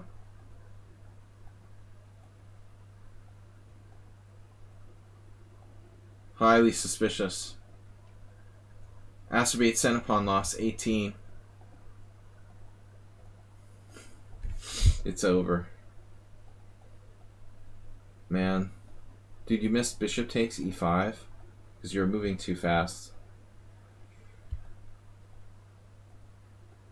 Anyway, the end doesn't matter. He got a cute mate. You had mate in 1 with rook h6, h7 as well.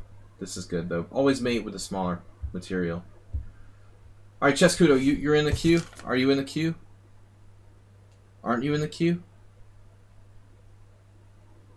Chescudo, when did you submit your game? Did you send me a game? You can't be in the queue unless you submitted the game. You sent it a few times, but you know what? It was back a while. Alright. Well, you would be like, probably now. I'm missing somebody. You sent it like prior to today, you're saying?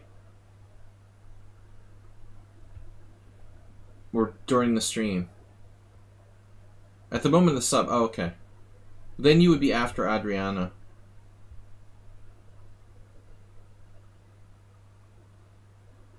I guess you're after Adriana. But why don't I see it? Why don't I see it in my messages, Chescudo? Am I missing something? Let me check. Where did you submit it? Did you put it on Twitch? No, I got it, but why doesn't it show up? That's weird. I don't understand why. Like sometimes messages just don't show up in my chat. Like they just don't go. I'm gonna do Adriana Sor first, and then the Chescudo game. All right. Inbox. Here. So this is Adriana Sor Rex versus Ice Energy Team.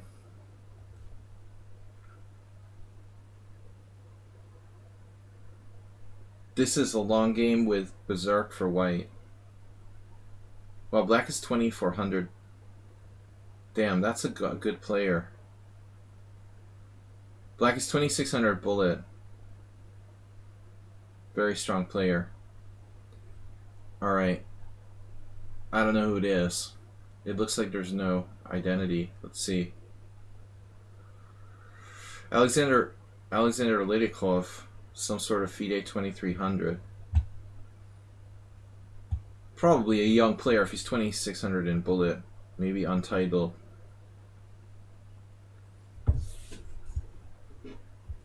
sometimes people like put in their profiles, like their FIDE 2550, but it's like a blitz rating. I've noticed that a lot.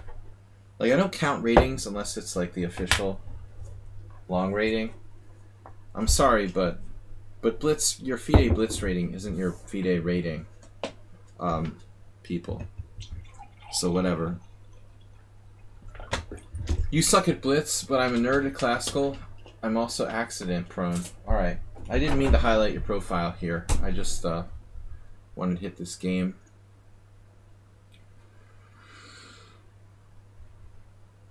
But it does look like it's a strong player. Yeah, what am I doing? I don't know. We're playing white. Knight c6. Okay.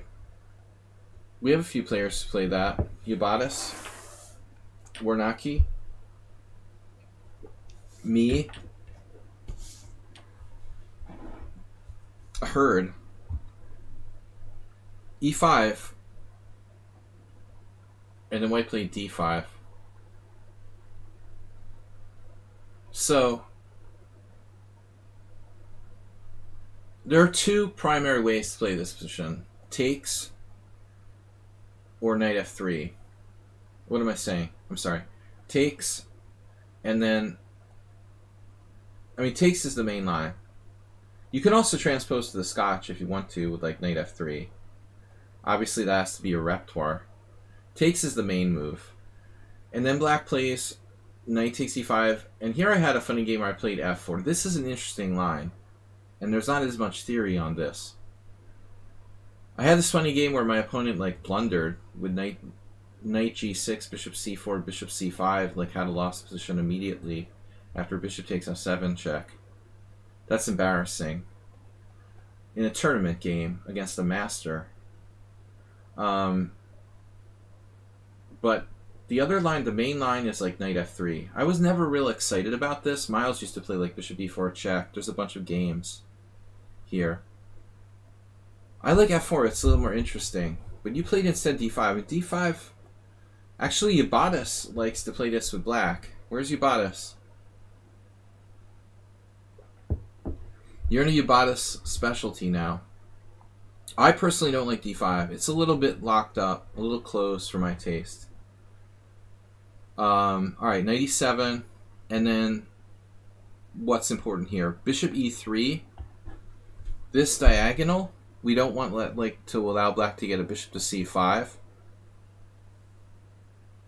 That's important. So there are some interesting ideas. Like you can probably sack your h pawn. How would that work? I mean, I wouldn't be surprised if you could play h4 right away. Anytime there's like a knight heading for g6, you can preempt it. Like look at this statistics here. Janez Barla, the Slovenian IM, beat Miles in '94. You can always do h4 when it involves black trying to do knight to g6. This is experimental but strong, probably. Not everybody's taste. This looks like the main move. Then you can do h4. This is really strong too. If black has to play h5, he's not really happy because of the g5 square. The g5 square is a big problem. You know, he'll never be able to really fight for that square without playing f6. So this is definitely unpleasant for black. Alexander Ivanov versus Joel Benjamin, 1996. You know, I don't know. So that's cool. You played knight f3, black played knight g6, and now you played c4. And c4 is a classic mistake. This is just like Yabatis' game. Well, a little like Yabatis' game from earlier. I mean, this is probably not a bad move. If you must not play h4, you put the bishop on this diagonal and take away their bishop c5, probably. They could still do like bishop e4 check, c3, bishop e6, but I suspect, trying to play here, I suspect that's somehow kind of risky. You could mess them up with maybe d6 or something weird. I don't like c4.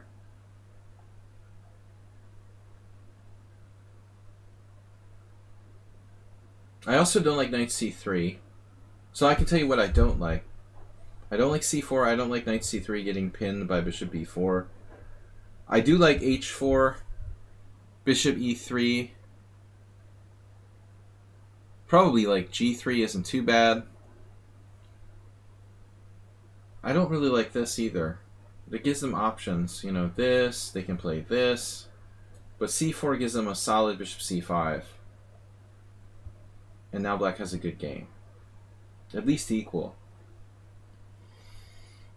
It's strange that he didn't go for that right away. He played knight f6. I guess there's nothing he can do, nothing you can do. Bishop d3, the lesser of the evils. Maybe queen c2. You're not the only one that lost from this position. White hasn't won a single game, you know. This is Yabadis' favorite variation.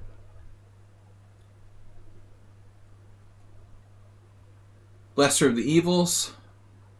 Best diagonal. Zlatko Martic. Now I know what to play against him if I ever face him again. If we live through the pandemic. That guy's really solid. Unable to beat him when I was black. Castle, knight c3, and then d6. And you can try to go out with the funky knight a4, like Olga Alexandrova. I don't know. I guess. That's why a lot of people here played a6. Alexander. Arnadov, Ulko. These are all good players. Shaba. It looks like a6 is better. Also a5 is possible. While we're at it. The Bone. Played a5. So it looks like black's move slightly inaccurate, allowing you to play knight a4. At least you could eliminate that bishop. What happens if bishop b4? It's like stupid, okay. Yeah, knight a4 is a good move. You played a3 like trying to set up that, but now he can just like stop you. So this is something at least. b4. If only you could play c5 somehow. But black has a really good Giocopiano here. I don't know, for lack of a better word, I don't know what to call it. Just a really good position. Knight g4, attacking f2. There's stuff with like knight h4. Yabadis has won a lot of games. This is like slow. I can't believe that was actually played in a game. That's unbelievable. a4. I mean, a4, it's a move, but it's slow. I want to do something to slow down his kingside play. This looks reasonable. Like, seriously. Why don't you play bishop e3? I mean, that's like a Joko sort of thing. Of course, your other bishop is bad. It does seem like the lesser of the evils, though. I mean, this would be alright. This is not so bad. If you get that pawn and you take away the f4 square for black. Yeah, a4 is really slow. I mean, black could even sack a pawn, like the Caro-Kann on the other side of the board here. I like a5. Oh shit, the guy did that.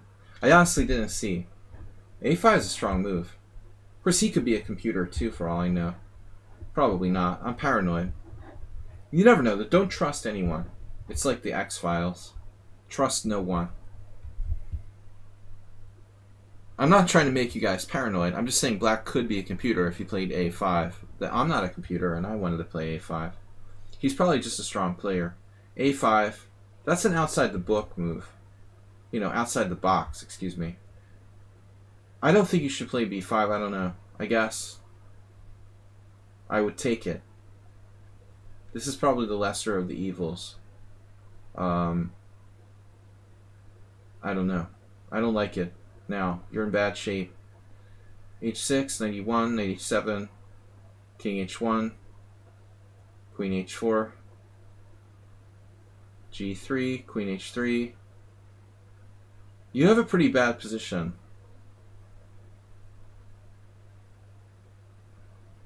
Interesting defense, though, with knight g2. It's important that you took control of the f4 square. Like, I'm not sure he played this right. I think he was just going with the standard plan he's used before, but what about other stuff? Could he have done anything more aggressive, like knight g4, trying to sack here? I've seen games like that in the Joko. Seriously. Does this not work? I mean, is this crazy to do this? And try to play f5? Just doesn't work. Damn. Because this bishop gets traded off. We don't really want to do that. It's close to working, though. I would spend some time thinking about it. Alright. No, it's a shame he doesn't have something better. Though h6 seems a little slow. Standard plan. Yeah, you bought us a suggestion of knight h5. You know, this works, obviously, because it like takes, and takes here. He can play knight h5. The problem is that white can play g3. And then what do you do? You know, bishop h3, rook e1. And then what do you do? Do you have something with black or not? Now, it's really hard to get f5 in without allowing that acerbate's favorite, giving up your white square bishop. It looks interesting. Computer here suggests bishop g4, and you probably go bishop e2. And it's still defensible for white. So it's not easy for black to actually win by force. Knight e1. This was quite a maneuver. Maybe he should have played knight f4, given the chance here. I vote for knight f4. Still you have this sort of thing. With maybe bishop e3. Anyways, alright, let's see what happened. So here. Queen h4 is experimental. I feel like positionally black should be playing for f5, even if he has to change the white square bishops. I mean, he wants to have pressure down this line. This is a complicated position. Nice defensive play by white with knight e1, g3, and knight g2. And that's not easy to find. Knight g5, f4.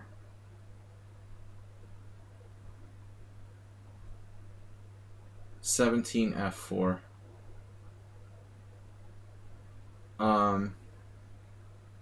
He's gonna hit you with bishop g4, right? He didn't play bishop g4. Wow. You just have bishop e2. Damn. That queen is looking funny on h3 now. So that doesn't really do anything. You just hit him with f4. Took with a knight?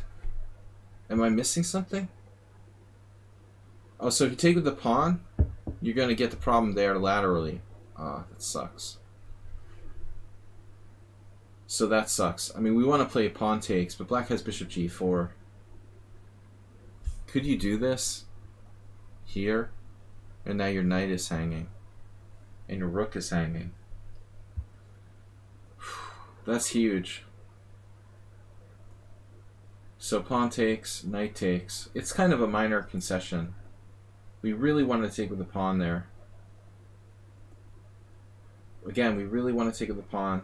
But we have tactical problems with pawn takes, bishop g4.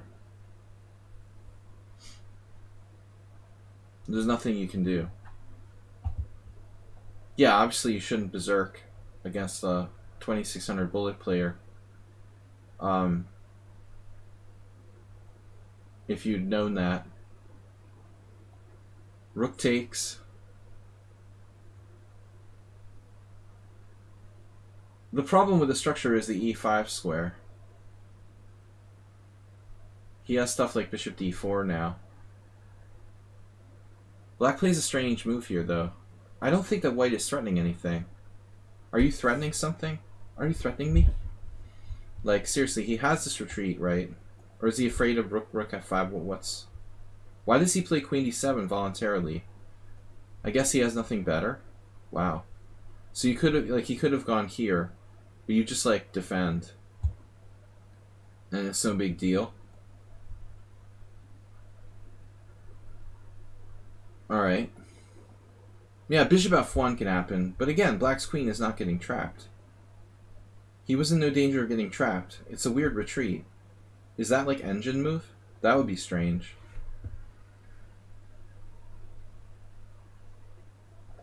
That's a little disturbing. Kind of like rook a3 in Princess Chess's game. You know, I don't understand why black is playing queen e7 here. I guess he's threatening knight h3. Okay, it's not obvious. I'm looking at this from white's side. It's not a retreating move, it's an attacking move. Okay, I get it now. I get it. At first it was strange for me, but if I look at it from their perspective, if I saw this with black, I would probably not suspect anything was weird about that move. It's actually logical. You know, he's clearly threatening knight h3, like winning, by playing that move. Rook h4, here.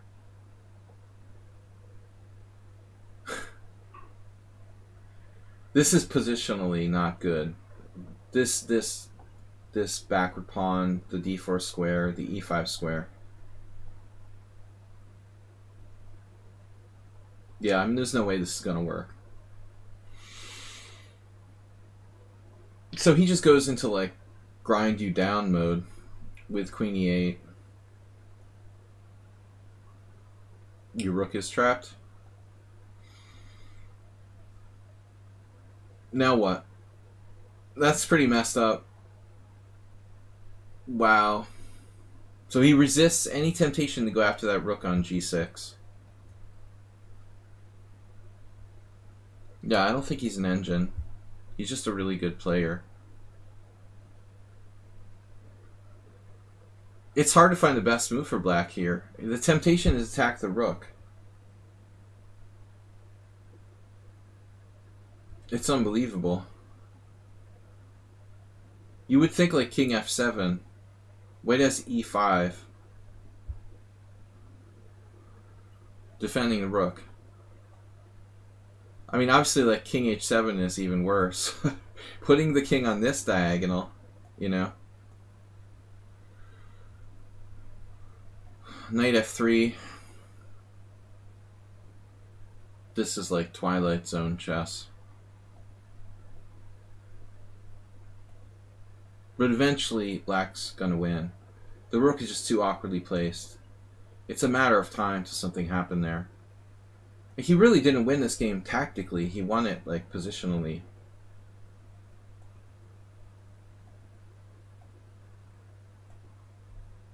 I mean, for all I know, black could be an engine, but I suspect he's a human who's just really good. And that's it. He takes the rook. He doesn't take the rook here. I would just take the rook. This is even more brutal. Bishop f1, engine number 1 move.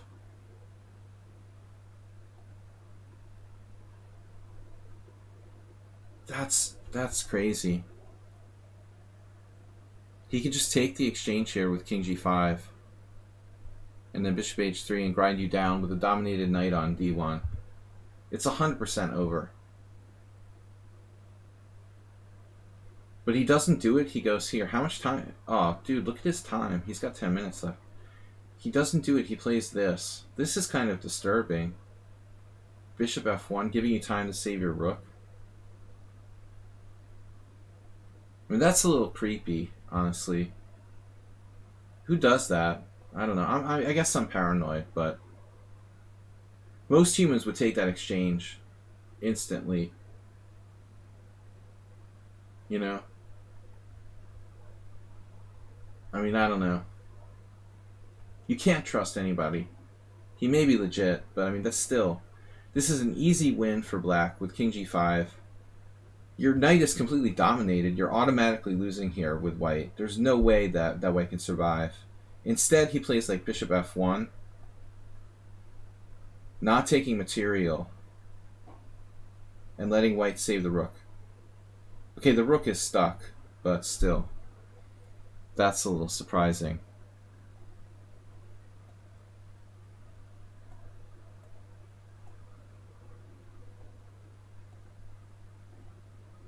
Look at this move. I'm definitely playing rook f8. I guess it doesn't matter. He didn't play the number one choice of Stockfish, though. He played bishop takes a4. Whatever. We can't be completely paranoid. We got to give some strong players credit for being strong players. That was a really impressive game by Black. He did make 3 mistakes, apparently. I don't know. Alright. So you learned your lesson in the opening there. Guys, I got to go pretty soon, so we're going to get through the rest of the games. Chess Kudos next. Opening is important. A lot of people get stuck with that variation. That's why Yabatis here is playing it all the time. Where's Chess Kudo? No, I'm not sure he's an engine. He may just be a legitimate player. I'm just saying that one move is surprising. 90% of strong players would have taken the rook. It's an easy win. There's nothing to think about. You know? For me, that's a weird moment. And when you try to detect if people are cheating and stuff, I think you have to find these sort of suspicious moments. Put yourself in the mind of a strong player. What would a real human player do in this position? You know, would they really play bishop f1? I mean, I don't know. Obviously, in like classical tournaments, there's going to be more cheaters than in regular. This guy claims he's a real player, rated 2300, but there's slightly less chance he's cheating than if it was some random guy. But I still, you know, I would be a little paranoid, at least. But overall, I'm not at all 100% suspicious about that guy. And that wasn't the point of this game. Anyway, I make you all paranoid. But we can never be too careful. Where is my game? Where is my game from Chess Kudo? Here. Oh, this is against Tricks Only. Okay. I haven't seen Tricks Only in a long time. He had played me a couple times on my stream. Long time ago, a couple years ago. He wasn't streaming much. I think he's pretty close to getting a GM title. Okay, so Tricks Only with a good score against Chess Kudo. Tricks is playing white. Stefan Kuipers. E4, D5. Chess Kudo likes the Scandinavian. I'm only 90% suspicious. Are you playing that guy anytime again soon? Your only win, this is it? Is this recent? Oh, 3 years ago. E5, Queen E5, Knight F3, Bishop G4. Bishop E2.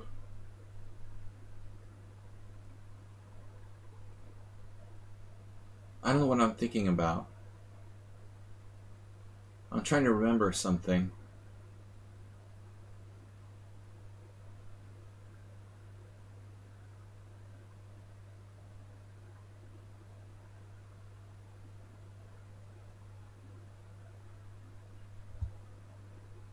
Was it you, Chess Kudo, or somebody had asked me a long time ago about this position? Somebody on my stream had asked about this position, like Bishop, Queen E6 check, Queen E2, Bishop takes, was it this? I swear there was someone who was asking about something weird like this. Anyway.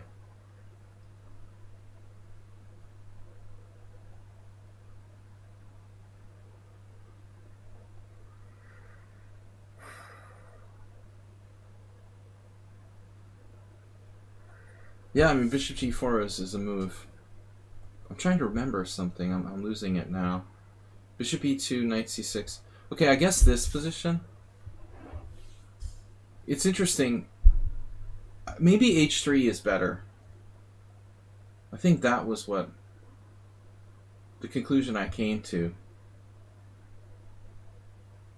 H3 might be a more accurate way to play here with white. It allows this exchange of pieces, but this endgame, Queen E6 check. There's a game here, Kodrich versus Rachmanov from 2019, that I found very interesting. I've looked at this before. Rachmanov is a great, interesting guy. He's a good player. He has this Karpovian style. Very talented. I really like the way he plays. He played here in Zalakarosh. I was impressed by his game. Not an everyday player. I mean, that guy's easily 2,700. Like a mini Karpov. Very unique play. But I like H3. Alright, he plays the main line with d4, castles, c4. This is theory. Now, a voluntary exchange on f3, I'm not that familiar. I guess this is normal. Okay, here. I've never played this line, really. Maybe like a couple blitz games with white. I've definitely never played it with black. I don't want to play that line with white either. But okay, this is normal. Bishop f3, knight d4. I'm out of book. Check. Queen g4. So I'm out of book. Interesting. I mean, anytime you have your king on the queen side in one of these lines, it's risky. But there's not that many pieces left on the board for white to get like a full attack. So I think you're in good shape here, theoretically. It looks like he didn't play the best. What did he do wrong?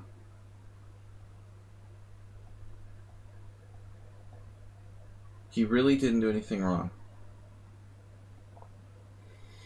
Okay, so this is wrong. He's supposed to play bishop takes d4. Check, bishop e2, and now queen e4. There's a Karadžica game, and Tiviakov. Tiviakov was a big queen e6 Scandinavian for a while. Anyway, this looks like the right try. So he plays like some sort of sideline, allowing this knight. This is inaccurate, I guess. Bishop g4. But it's still an interesting position. So castles. And now you have to get developed. And it looks like a6 is played. But I mean, I don't know. I don't want to play a6. You need to get your pieces developed. And this is a time-consuming move like bishop a7. So my instinct is that you're right not to play a6 here. There's no time. But what do we do? I mean, knight f6, bishop a7, and then what?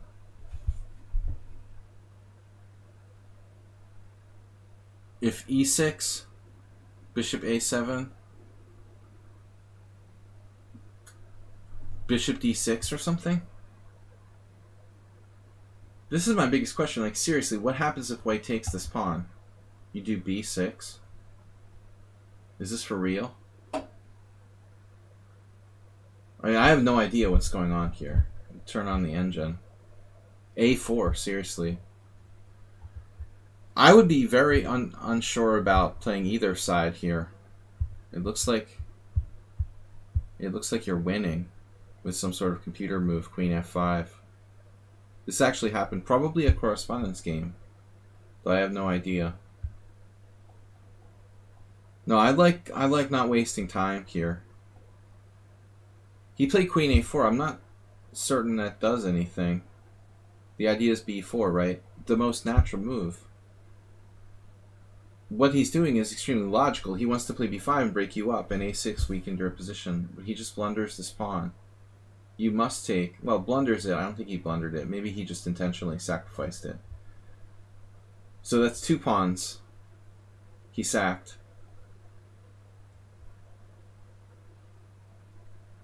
And you almost have b5, don't you? No. Never mind. Queen b4, 3 pawns. Yeah, I mean, it's hard to say what to play here. Queen b5, he just moves away. I guess then you take the pawn. What does he go? Like c2? I honestly wouldn't know what to play for you. It seems just as good as anything here. He can't trade queens. He's threatening mate, bishop d6, knight d2. And you're in a scary situation with your king, and you need counterplay.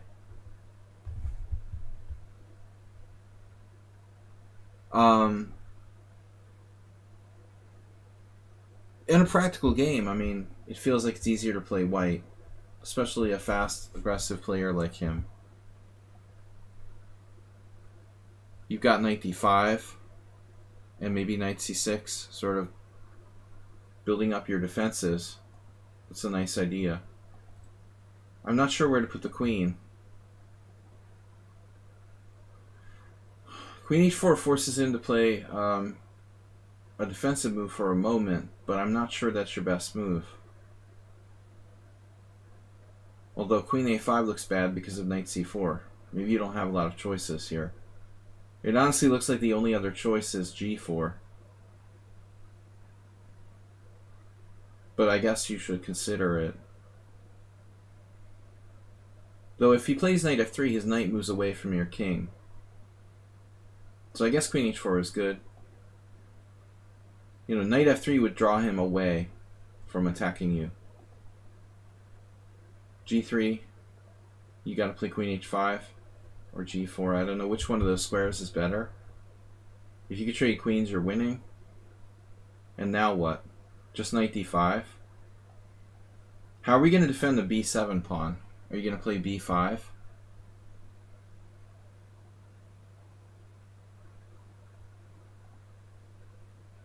How are you going to defend this? So here, Trick's only played a kind of weird move. I mean, bishop a7.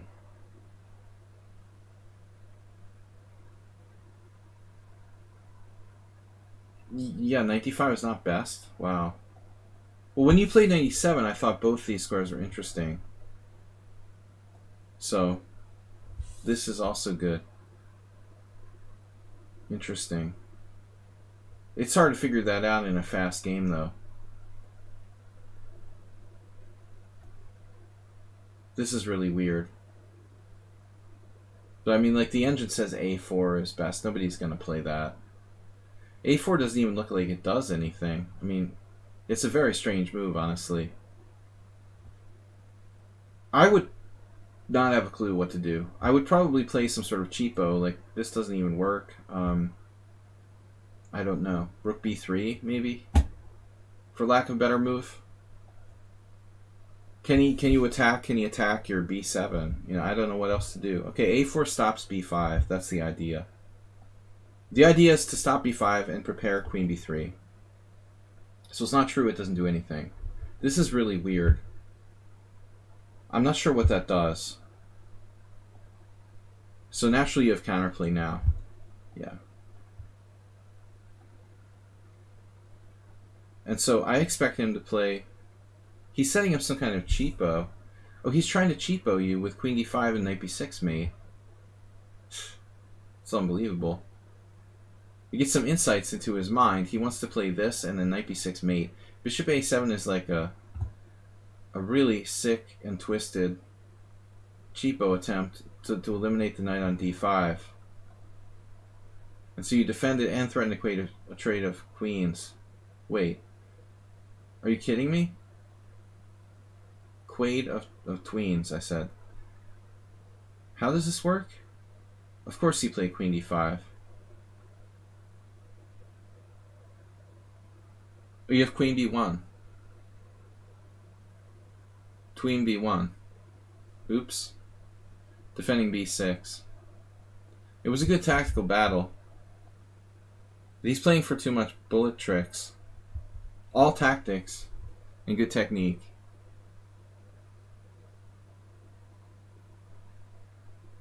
Now you still have to find a move. He's threatening knight b6. So he's not out of the woods yet. But I'm not sure what the move is here.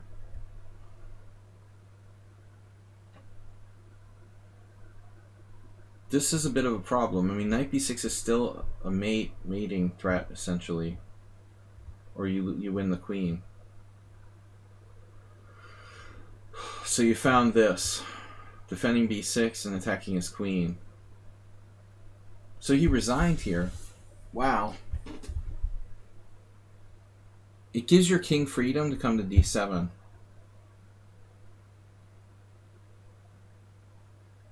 You're winning what exactly? Okay, let's say he keeps his rook protected.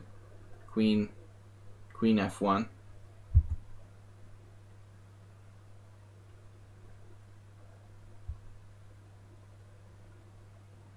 I would have at least played another move. I mean, he's got to play at least one more move. Queen f1, your queen is still hanging.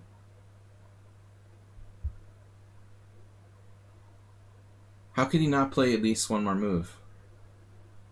What do you do now? No, it was a really good game. It just seems like a weird moment to resign.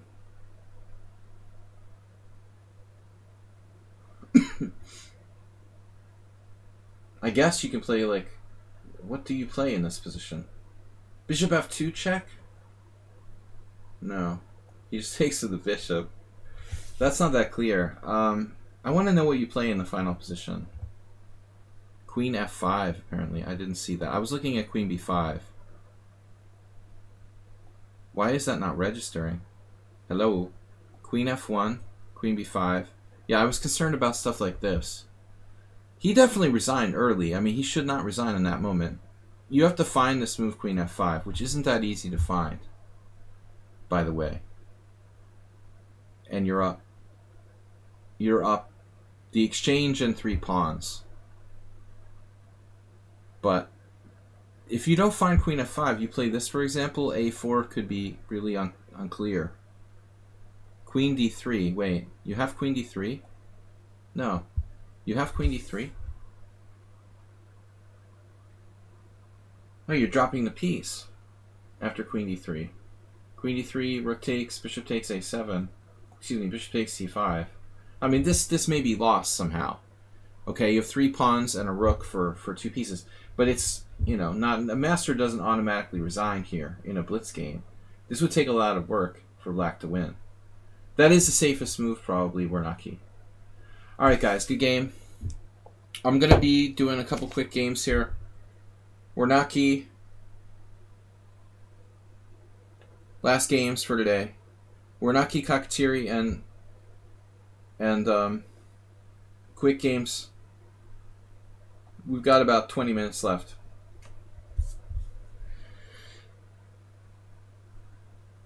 Drawn game, I should have won, but it was directly a draw, which I offered before my opponent blundered in the end game. I even offered a draw before we reached that position. Maybe I've got some ideas. Some of the suggestions the Stockfish didn't understand that well. Alright. Yeah, I'm afraid, Chescudo, I can't add that much to that game. I think you've analyzed it pretty well yourself, but it was still fun to show. I do think that opening is interesting, though. H3 is, in my opinion, better than D4. Alright, probably critical.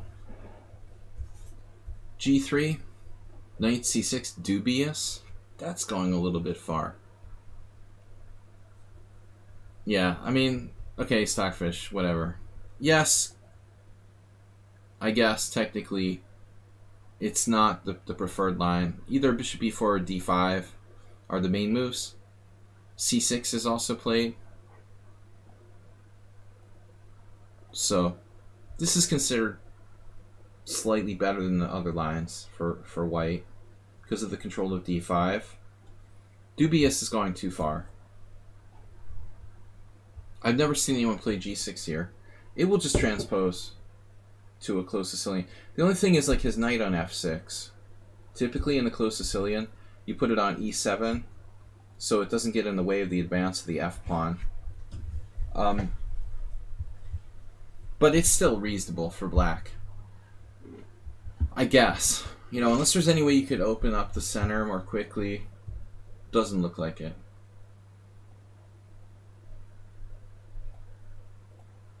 You're just transposing to a standard closed line. The argument is the knight better here, here, or here? I had a lesson with Mark Dvoretsky when I wasn't this old.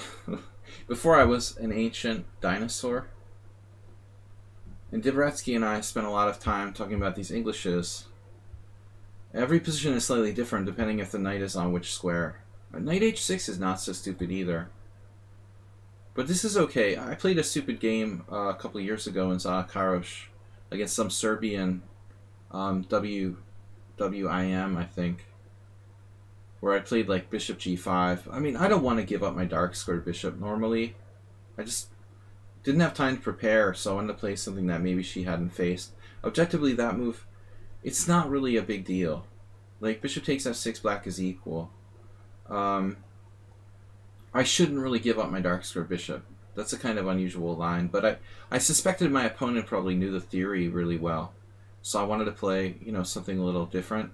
I only got a draw against this, I don't remember her name. She was a really beautiful woman master from Serbia. Around 2300, I think. Castles. Alright, rook b1 is a main line. You don't really want to play a3 here, Warnaki. You'd like to play b4 in one move. a3 isn't really necessary. You know, it's not efficient. After castles, we want to go rook b1.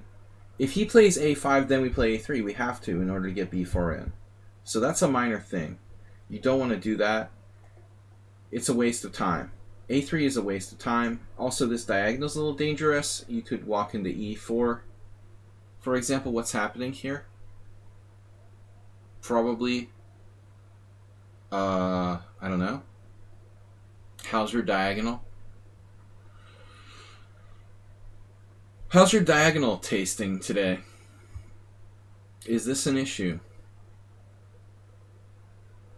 Pawn e4, knight e4, knight e4, bishop a1, bishop g5. I mean, I'm feeling kind of tired right now. This is making my head hurt. But there's a lot of exchange sacrifices like this. Is this playable?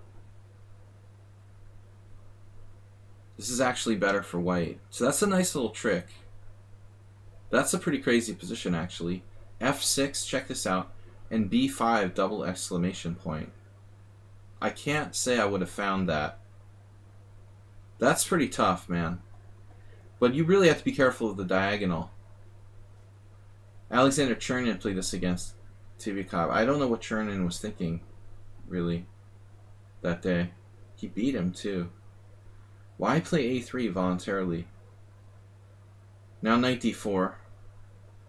This is a fairly common idea. Usually black will play like queen d7 first, I would think. Oftentimes the knight goes back here or here. But Tivikov's move is not ridiculous. a6. You can play maybe rook b8 and b5 or something for black. Knight g5.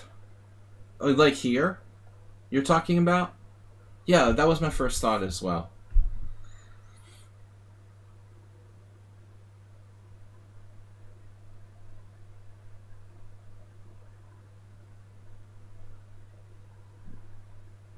This is a weird position.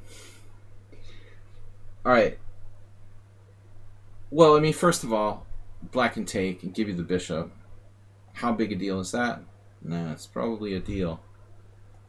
There's also this. Again, my head is starting to hurt. But let's say pawn takes. You're better here. Probably. Still not that clear. I wouldn't be surprised if knight g5 is a good move. Yeah, my head hurts. He can play bishop d7. It's extremely complicated, but knight g5 is a good move as well. e4 is not correct. Okay, knight d4, take. So did he blunder with knight d4 then? If this pawn is hanging and you have knight b5 now?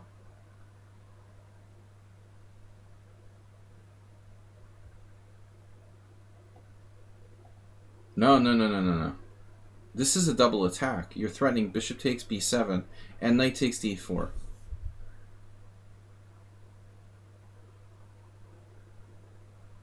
That looks like he loses a pawn.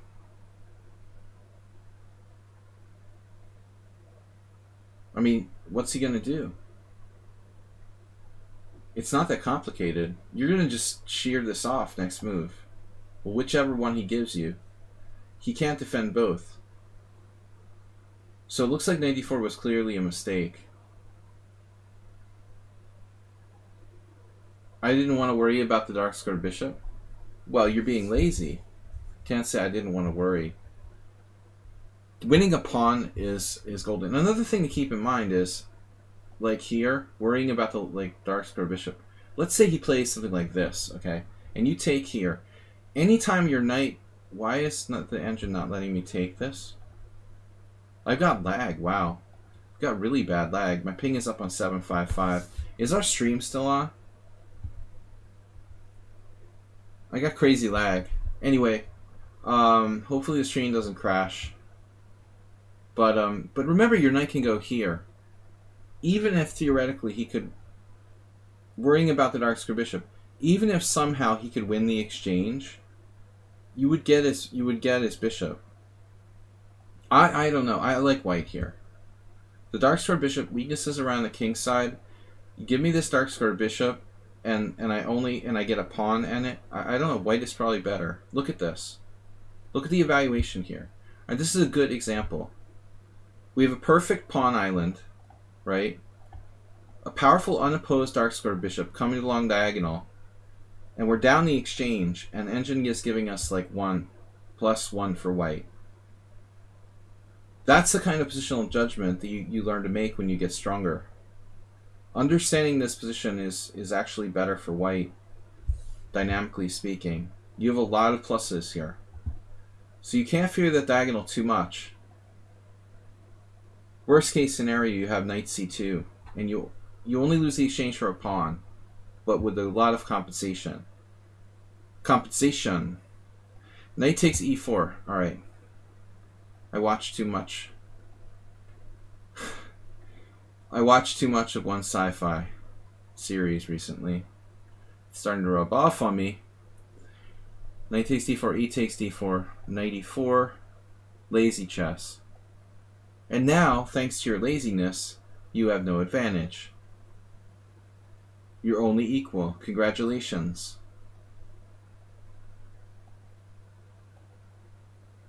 a5, and that's game over.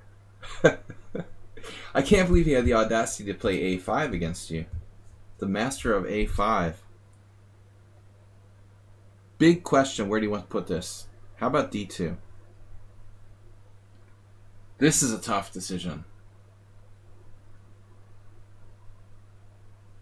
I'm solid with d2. With b2, I have bad news. Like, your bishop is actually kind of eating dirt. If you can play e3, you can maybe try to, like, undermine the whole thing. But it's risky to play for e3. This is way safer for you. Plus, it, like, really anchors your pawn on b4. But I think you should also consider b5.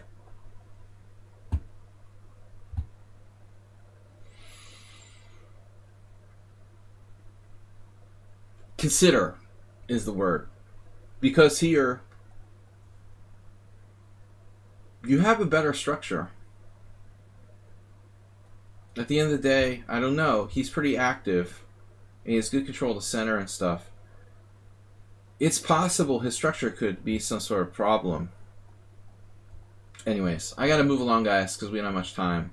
So, bishop e2, take, take, take. Hello. Are you feeling lonely on d4? Yeah, I mean, he just blundered now. Black clearly has to try, like, queen b6. And it's complicated after that. You're threatening this.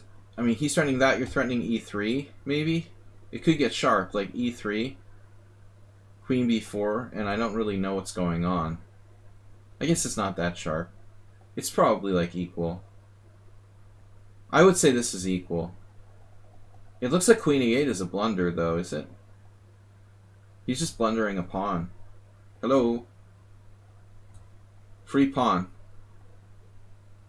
Did I miss something?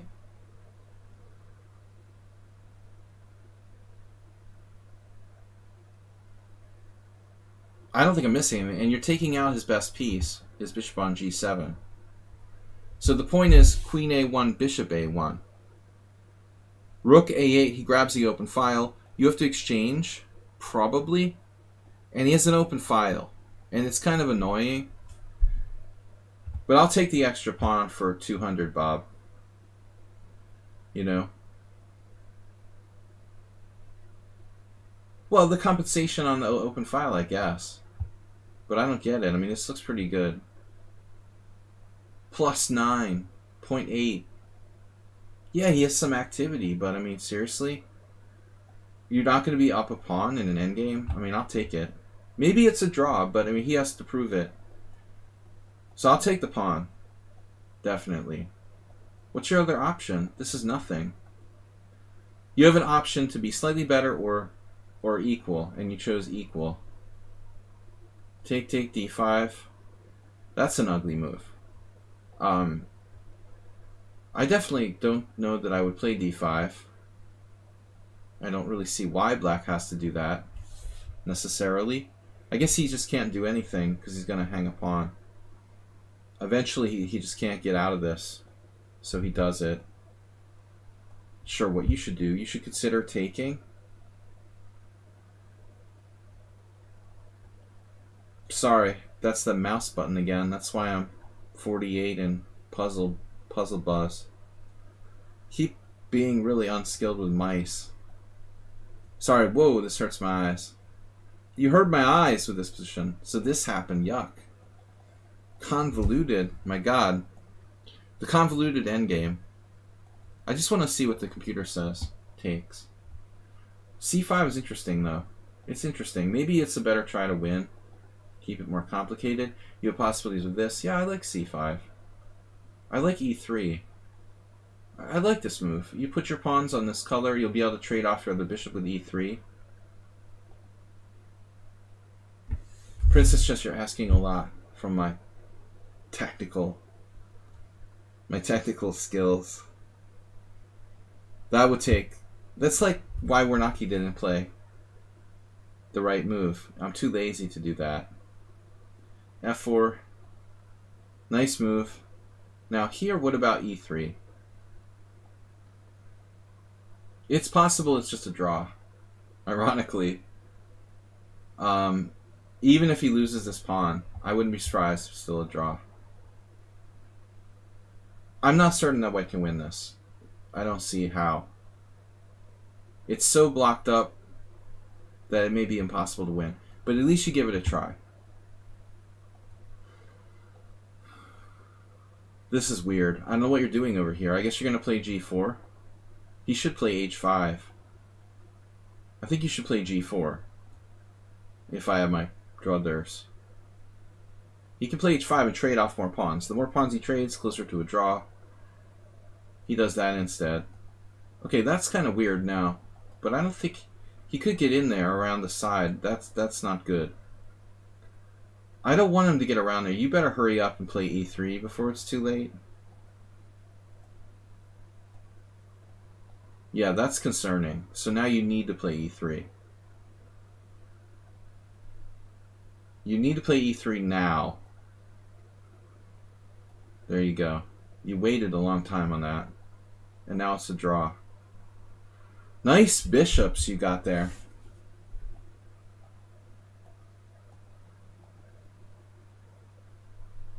Yeah, I mean, I don't imagine there's any way to win. You tried. Dude took on H5. Yeah, it's a draw. I mean, if he just holds. You can do funny stuff like, I've done funny stuff like this, you know, whatever. Here, and now bishop H5 and you win. So there are theoretical ways to win. If he's stupid and he lets you get this trick in with bishop H5. But this is terrible what he did. He took here. It's like suicide. He just keeps his bishop where he can protect G6. This is his only weakness. You have to try H6 and hope he makes a stupid move, and bang, you can win. But other than that, it's a draw. There's no other conceivable way you can win. This is your only trick with bishop H5. So he was like trying to win, but it's idiotic. Like he's only losing. He's going to get your doubled pawn. But you get all of his pawns. All of his pawns are on the wrong color. And you drew? What? You played g6. You're still winning, but that's a weird move. Just this or something. You're just getting one of these pawns, one or the other. If he goes to d3, you take on c6. You shouldn't play that. It's easy. g6 is not best.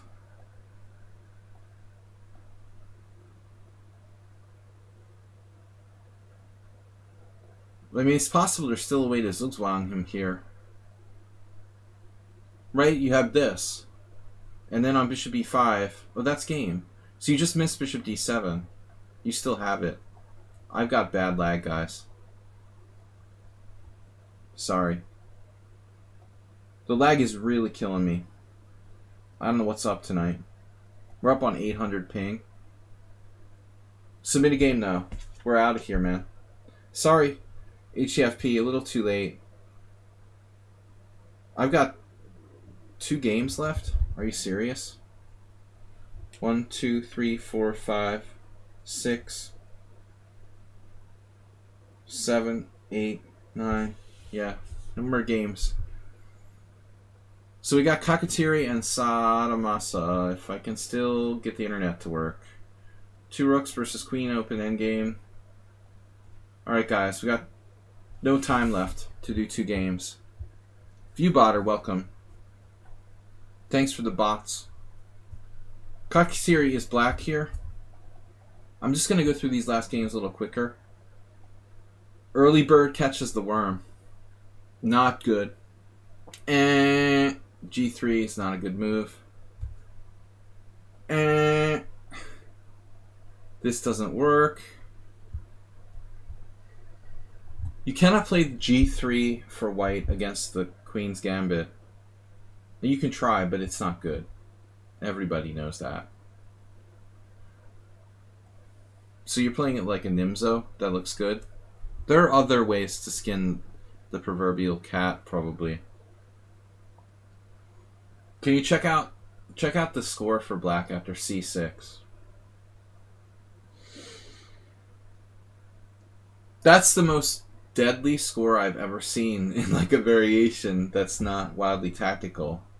My god. The variation of death.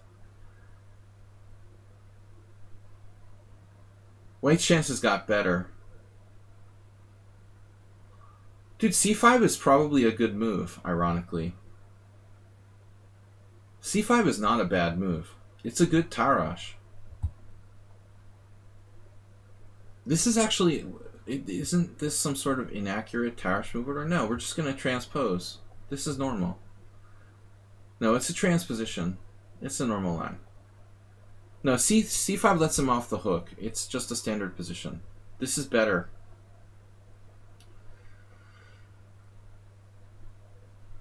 It's not very exciting to play c6. Bishop e4 is interesting. Yeah, the bishop's attacking d5.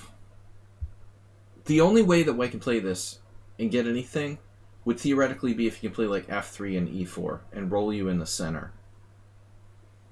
But if you play properly, that should never happen.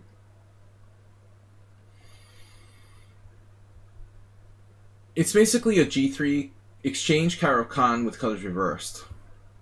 So, like bishop g2, if bishop d6, he has bishop f4. He can play it. He can play it like a Caro reversed. So you go here. I had a student who played a game in this type of line once. This is very strong. I think bishop f5. You don't want to trade off your dark squared bishop for his like dark squared bishop on f4 or something. After this, like white has nothing. He's got no minority attack. If he tries to play, oh yeah, like there was this. His opponent tried to play like a3. It would just stop it. He has no ability to play rook b1, so there's no b4. White has no play. It's really bad. g3. This is some kind of Nimzo now. Speculative. a3 feels like a waste of time, but I guess it's okay.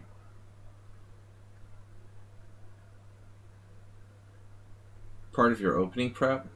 I hope this isn't part of anybody's opening prep. Objectively, black is good. Bishop a5 looks kind of interesting. To go here, and bishop e6. Did you consider this? Kind of a weird move, but this will buy you a tempo when you go to b6. What happens on like b4, bishop b6? You know, you're putting pressure on that pawn. I don't think that's so stupid. But taking is solid. This is also okay.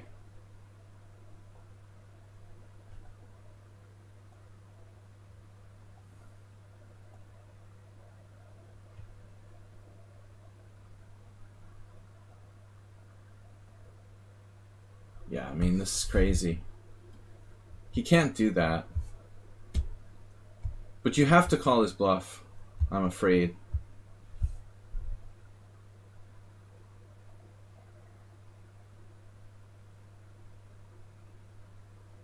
You can't be afraid to do this. You're winning a piece for 2 pawns. I'm pretty sure you've got to do this. There's no way that white is okay here.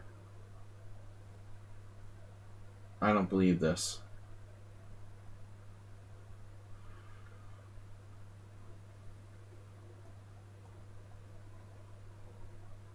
White should not do this. Bishop f4 is okay. I like bishop f4. I'm honestly not sure if black should play h6 or not. Maybe not. You might be better off not even doing that. I guess it's okay. But I think this might be a more constructive move, objectively. Just do rook e8.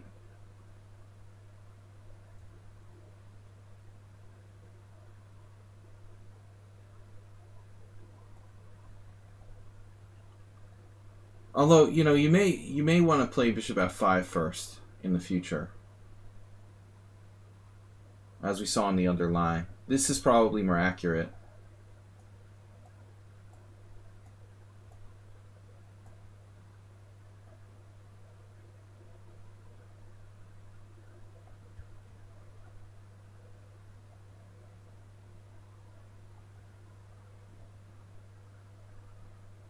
Now, in any moment, like g5 will be a threat.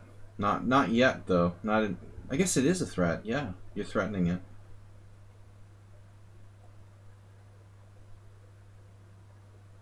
I mean, it looks dubious for white. I would play e3. e3 looks really strong here. He probably has to take with the pawn. Is that okay for white? It looks awful. Like a5, bishop c3, takes, and then you just take here with the massive structural advantage and an extra pawn. Yeah, this move like plays itself. That's just a disaster. I guess you can play it next move. You can play it now. Still good.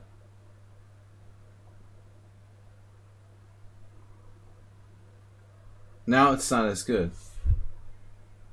Now you're just like up a pawn in a standard position. Not standard, but I mean a normal-ish position where you're clear pawn up. Why is white not castling? Why did he need to play e3? He's afraid of e3 now, but it's not as big a deal as it was.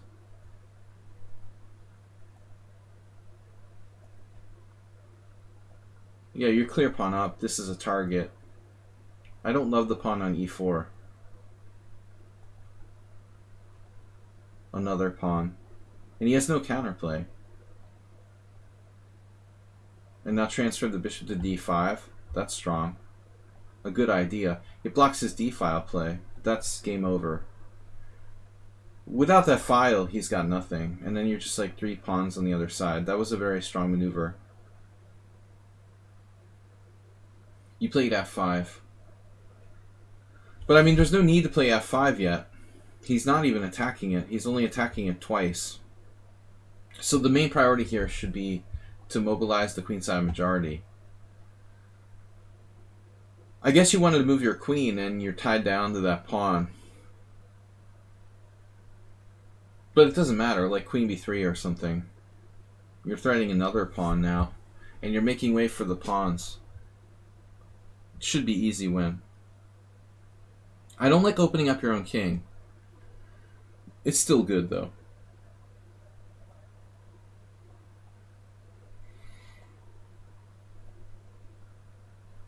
Yeah, I mean a little bit of counterplay.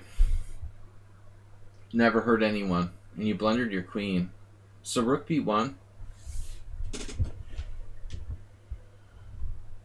Rook b1 changes the story a little bit.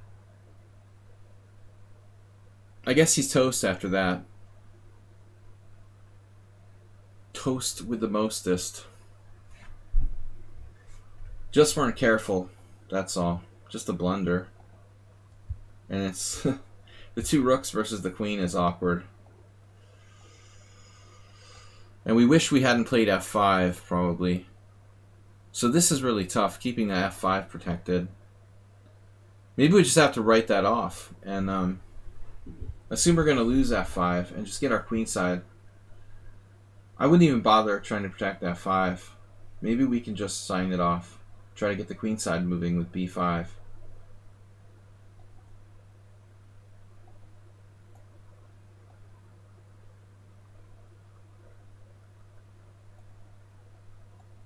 Now, wait a minute.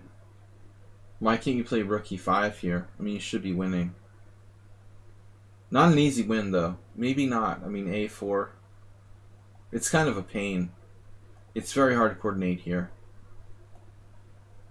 Rook b6 is just awkward. Yeah, you're dropping a pawn. There's no way you're winning now. After that. I don't think so. This rook placement is horrific. Look at your rooks. They're like stuck behind your pawns. Not that it was an easy position to play. This is not where we want to be. Now you gotta start pushing. Theoretically, you could win. He's kind of greedy. He could mess with you somehow with like queen c7. Actually, maybe you're winning now. I mean, how does he stop you? Queen c7, rook a8, and you're just pushing the pawns.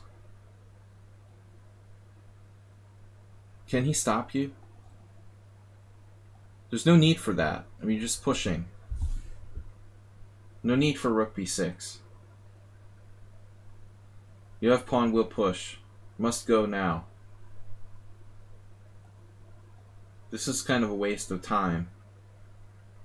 I guess you're going to push it anyway. Probably didn't matter. And now he can't blockade. That's destructive.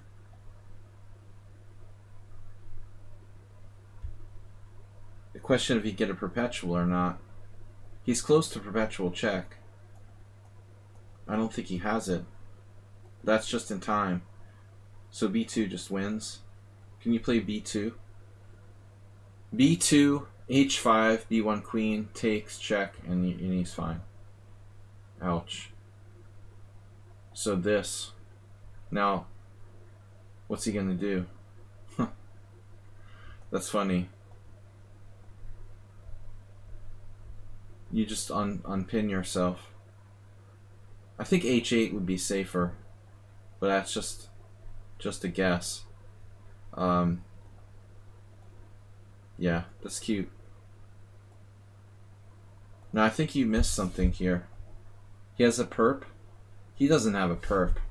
Queen g5, queen h5. No way.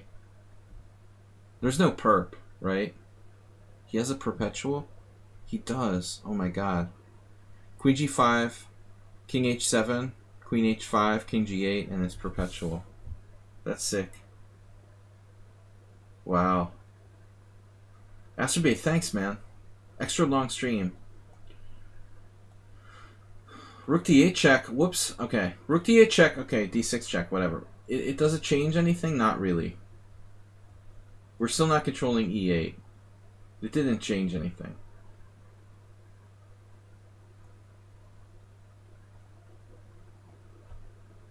That's crazy. It's not a perp. Oh my god, all the time you had this. You tricked me. So you didn't need it. You didn't need to do anything. There was no perpetual. It's an optical illusion. Okay, good game. Though I think it was probably a draw at some point. So last game, Satomasa. I'm really late, guys. I'm going to have to do this just 5 minutes. Quick analysis. First come, first serve basis. Thanks, Astrobate. This is our last game for today. This is against Chess, player I never played.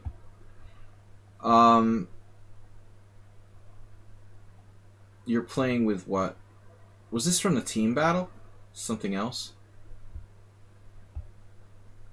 3 weeks ago. Could have been a team battle game. I'm not sure if they played in our team battles. Black resigned. No. 3+2. So Satomasa is black. He likes the Grunfeld. It's not a Grunfeld. Where's your Grunfeld? D4 F5, the Dutch. Fianchetto. I like the Leningrad best. If you must play the Dutch, play the Leningrad. I know this variation the best. I used to play against it, against a really good player. We had a lot of games. I have a lot of experience playing white in this line. This particularly with C6. Queen E8 is considered by many to be the main line. Main line. Now E5. I have... What? Wow.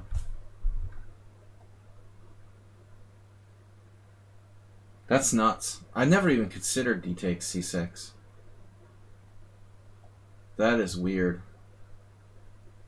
You know, now that you look at it, I've never looked at it from black's perspective, but from white's perspective, I honestly have to swear after playing this position for like hundreds of times with white, I've never ever considered playing D takes C6.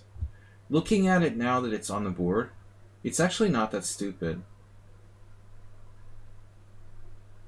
It's like a weird English. So this is some sort of like sneaky prep. I'm not surprised to see Eingorn with the game here. He's a really good player. Dvoretsky played it in 1974 and again in 1978. This is not a stupid idea.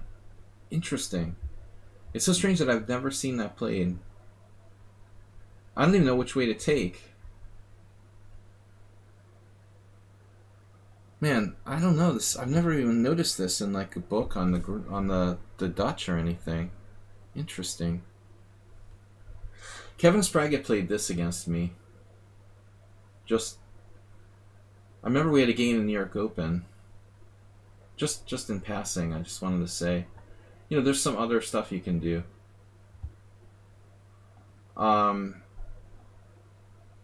Interesting move by white. Again, I don't know which way to recapture. B takes is hoping to play E5. Wow. She just played C5 right away. This looks like a game I had with Aldous, though, with colors reversed. Makes you want to play D5. Man, that's a novelty. So the problem with D5 is the C5 is E4 though, right? Shouldn't that be a mistake for white? Because you have E4.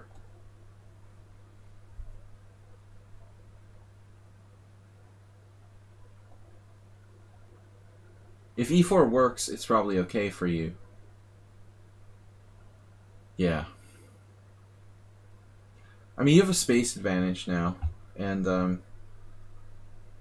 that bishop on G2 sort of sealed in. It's a very weird position, but I think it's probably okay for both sides, objectively. Computer thinks that white is better. Weird. And now she played the engine move, bishop f4. Wow. How deeply is this prepared?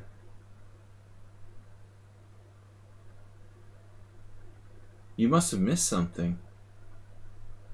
Wow, okay. So this is huge. Hugely important. This is bad for you. I don't think it's that bad. I mean, it's playable. But this is her whole idea, to create a blockade scenario. You're stuck in this pawn triangle, and like you have no dark square control. The dark square is here. That's pretty cool. You gotta give her credit for inventing this. Man. So you literally have to take here and have like busted pawns. Counterintuitive. I would have played the way you did. You know, definitely. I would have fallen in the same position. This apparently is okay. You have bad structure but dynamics. Interesting. Knight d5. That's really, really cool that you learned that, because I wouldn't have figured it out without the computer. This is a strong idea. So now you got sealed in. You've essentially like walked into her trap. But you decided to sack the exchange. Nice idea.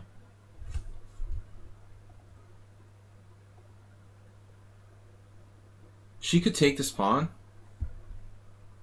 But queen e8? What's happening here? Now knight d5. Does she miss knight c6? Is knight c6 strong? Queen e6.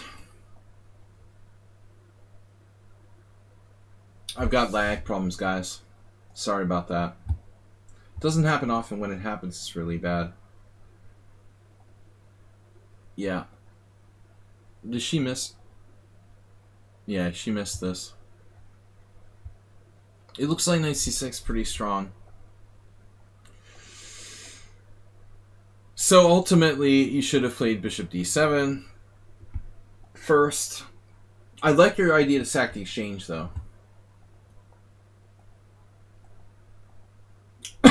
I'm not sure I would take it. I think if I were white, I would seriously consider not taking the exchange. That's very materialistic. But I guess if she doesn't take it, you'll play rook f7 and like knight e8.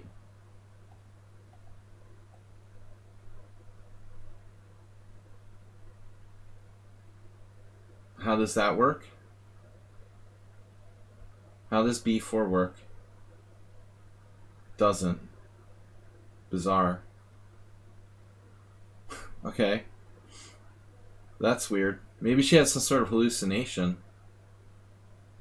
Well, I mean, I guess there's nothing better. I mean, the pawn's falling anyway. You could play like knight a4. Black has some compensation. But I don't like her structure here.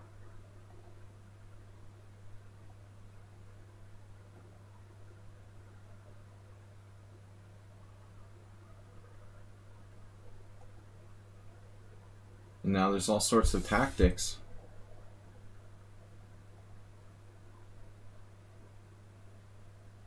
But basically, you have strong center. It's like the game that I was talking about with Warnacki.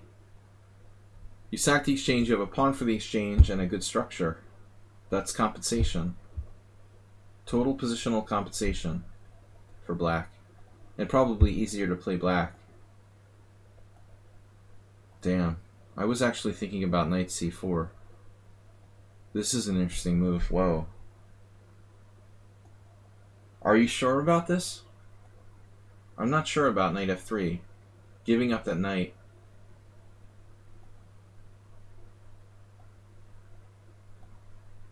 Whoa, whoa, whoa, whoa, whoa. What's happening here?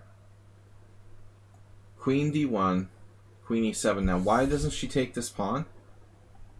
Am I missing something? She's going to lose the pawn on c5.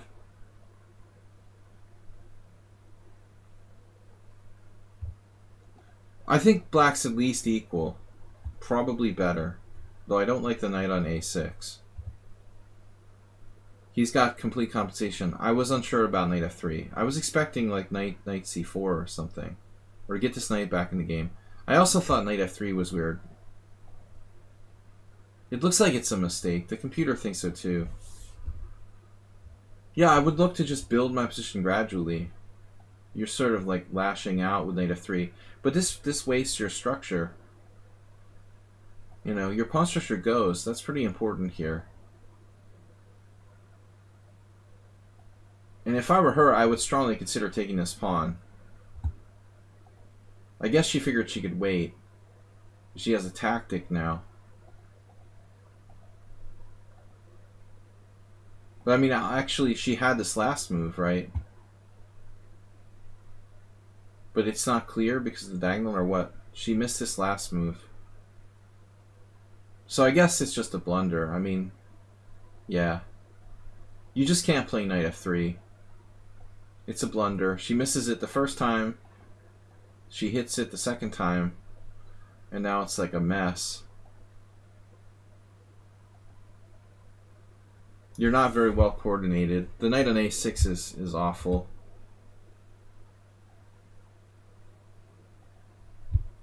And this is bad.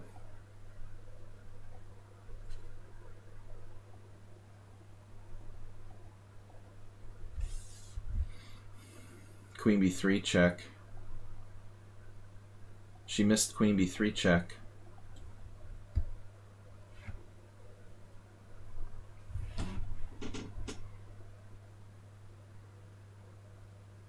That looks suspiciously strong.